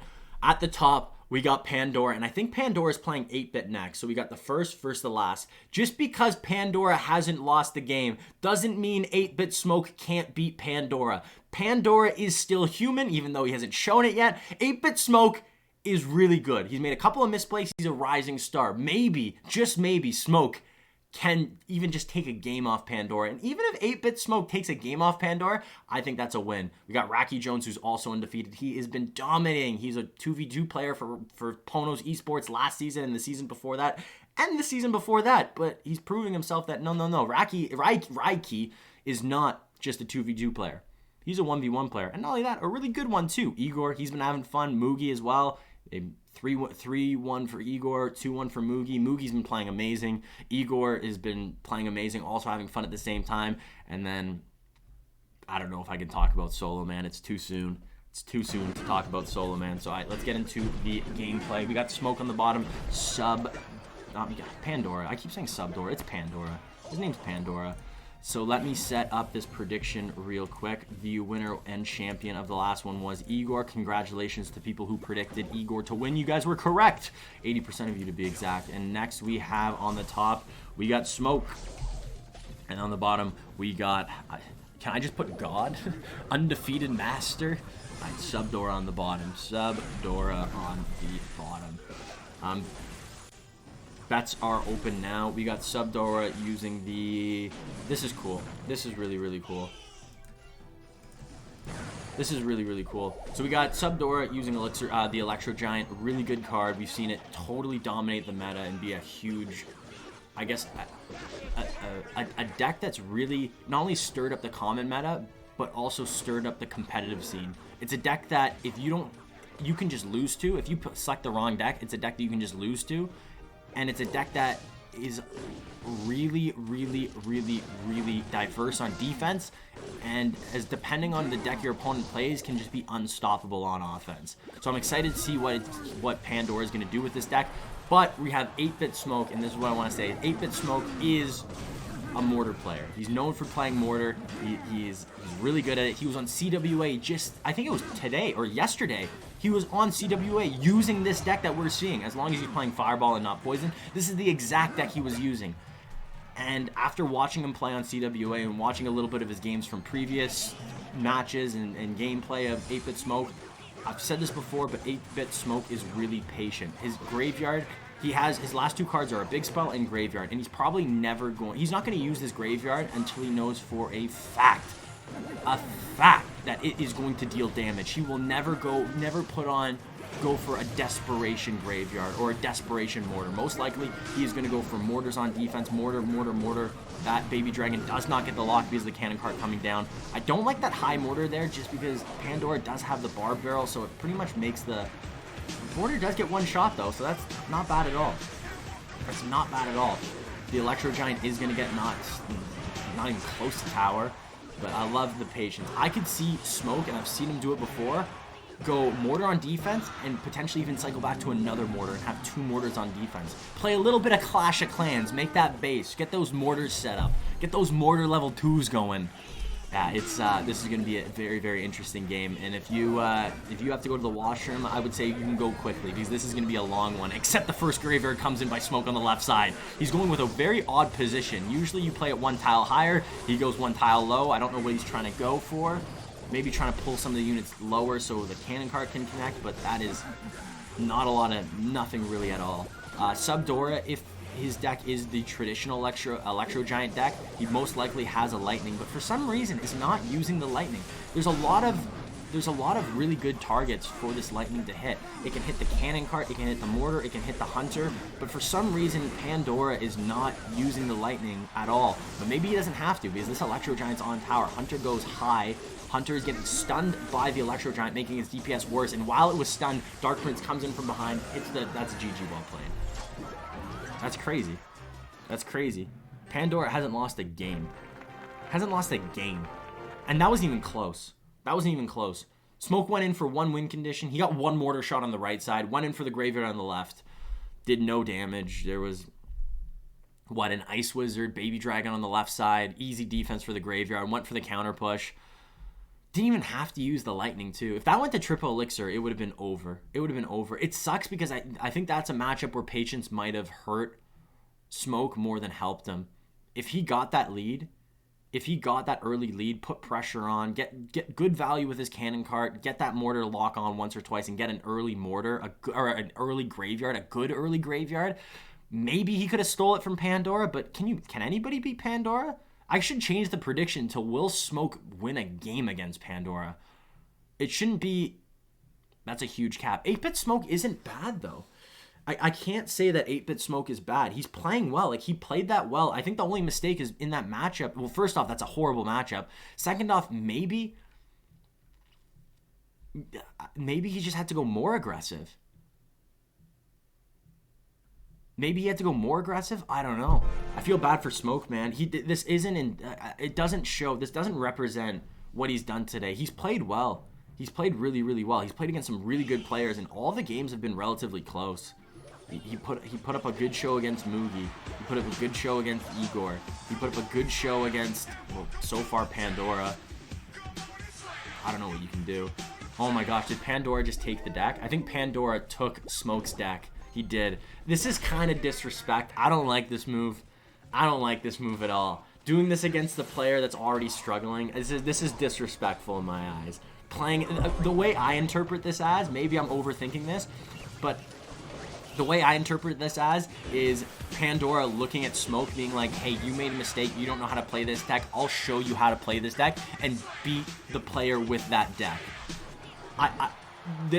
Maybe I'm overthinking this, but that's how I see this, and I don't think this is a bad matchup at all, especially with the Fireball. Yikes! This is a really good matchup for Pandora. This is a really good matchup for Pandora. If you look at 8-Bit Smoke, yes, he has the Electro Spirit to deal with the graveyard, but other than that, not much else. You have to get a really good Royal Recruits to kind of engulf your tower so they can kind of defend the graveyard from all corners. You can go with the Zappies, but with your opponent having Fireball, the Zappies aren't going to do much. You have the Barb Barrel as well, which can help. You know what? Maybe it's not as bad as I thought. The log was a waste there. The log wasn't good, but I think Pandora is just so... This is not the same deck. Oh, it's not. You're right. It's Wall Breakers. Interesting. He's going with Wall Breakers Cannon Card. This is the same deck we saw Pandora. This is the same deck we saw Pandora run against... Who did he play this against? We've seen him play it a couple of times, though. It doesn't have a tower. I don't think Pandora... I think we're going to see Pandora lose this. I think we're going to see Pandora lose this. Having the Goblin Cage against the Wall Breakers is always such a good trade, and also having the Barb Barrel or the Electro Spirit as well. These Wall Breakers are never going to connect. Last card for... What's the last card for Pandora? I would say it's Miner, but why would you not have already used Miner? It is Miner. Interesting that Pandora waited till 38 seconds to play his first Miner. I don't know what the purpose was behind that. Because right now, he is behind, and this is just going to get worse. The longer this game goes on, the better the situation is for Smoke. And we're going to see these waves of Royal Recruits, one after another, pile up, with Royal Hog supporting them. And good Fireball coming in, but still, that's a really good Fireball, actually. That could be the Fireball that maybe gets a little bit momentum on Pandora's side. Goblin Cage up high, it's going to be able to defend the Cannon Cart and the Wall Breakers. Oh no, one Wall Breaker escapes. Look at him run! No, he doesn't get it. That was close, though. Cannon Cart picked up by the Flying Machine. Most likely Royal Recruits up high. No, going with the Zappies at the back. Probably going to go Royal Recruits in front of these Zappies. And if you're Pandora, just eating these logs, getting a little bit of chip damage is not crazy. Maybe log on the left. Yeah, log on the left coming through. Getting just ready for this Fireball. Hunter to back this up. I think Pandora is really getting a good rhythm going. I like what 8-Bit did there. He realized that push was dead, didn't force the Royal Hogs. Just going to reset, try to get maybe a little bit more units on the board. Waiting till triple elixir, like I said. This is where 8-Bit Smoke is going to have a huge advantage.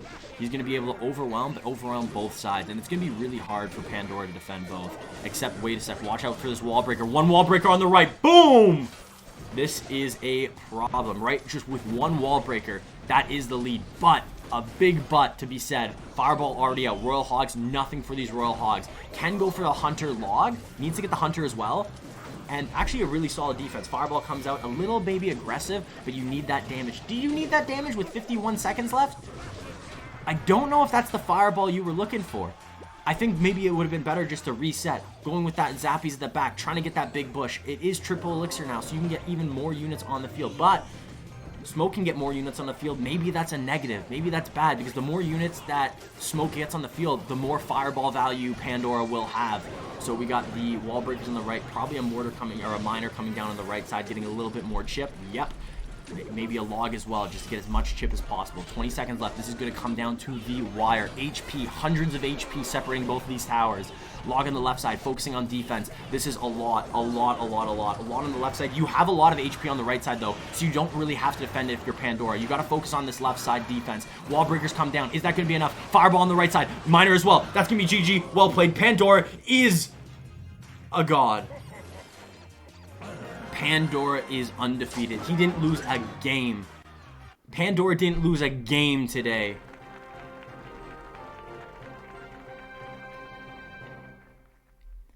8 games, 8 wins.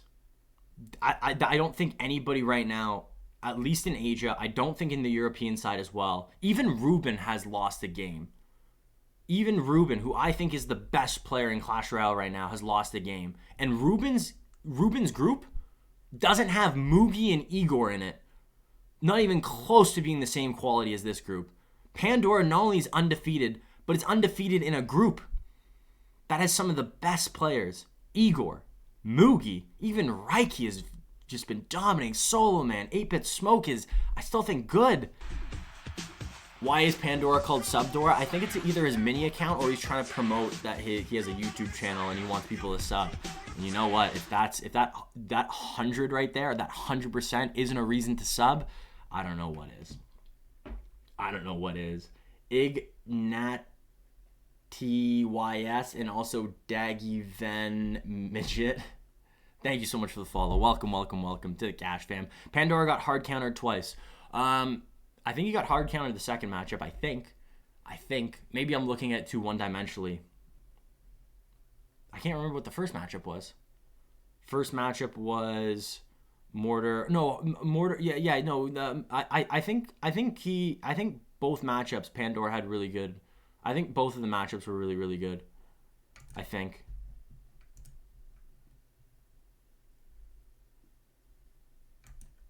Wow, people bet on Smoke, 20% on Smoke. Yikes! Pandora can't bet. Man, I should have changed that bet to will Smoke get a win against Pandora. And even then, matchup was 80-30 for... The first matchup was 83-17 for Smoke. Really? How? Let me check that. I have his account up already.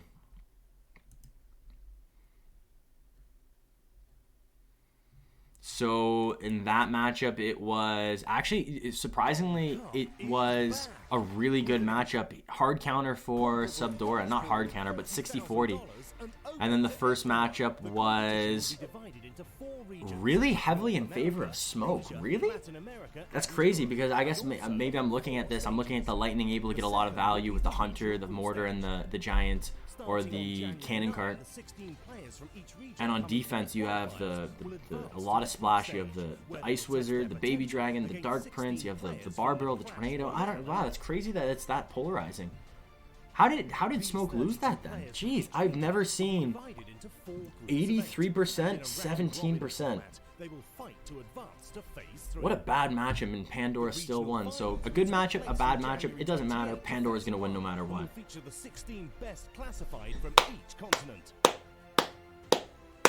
7 claps today, baby. 7 claps for all the players that played today. You know what? One more. 8. 8 for all the players that played today. That was insane gameplay. That was amazing gameplay. That is if you like Clash Royale, that is exactly what you want to see. You see the best of the best, stars versus rising stars, battling it out, different decks, close games. This is why we all love Clash Royale. This is why we all love playing it, love watching it, and that is awesome. Awesome.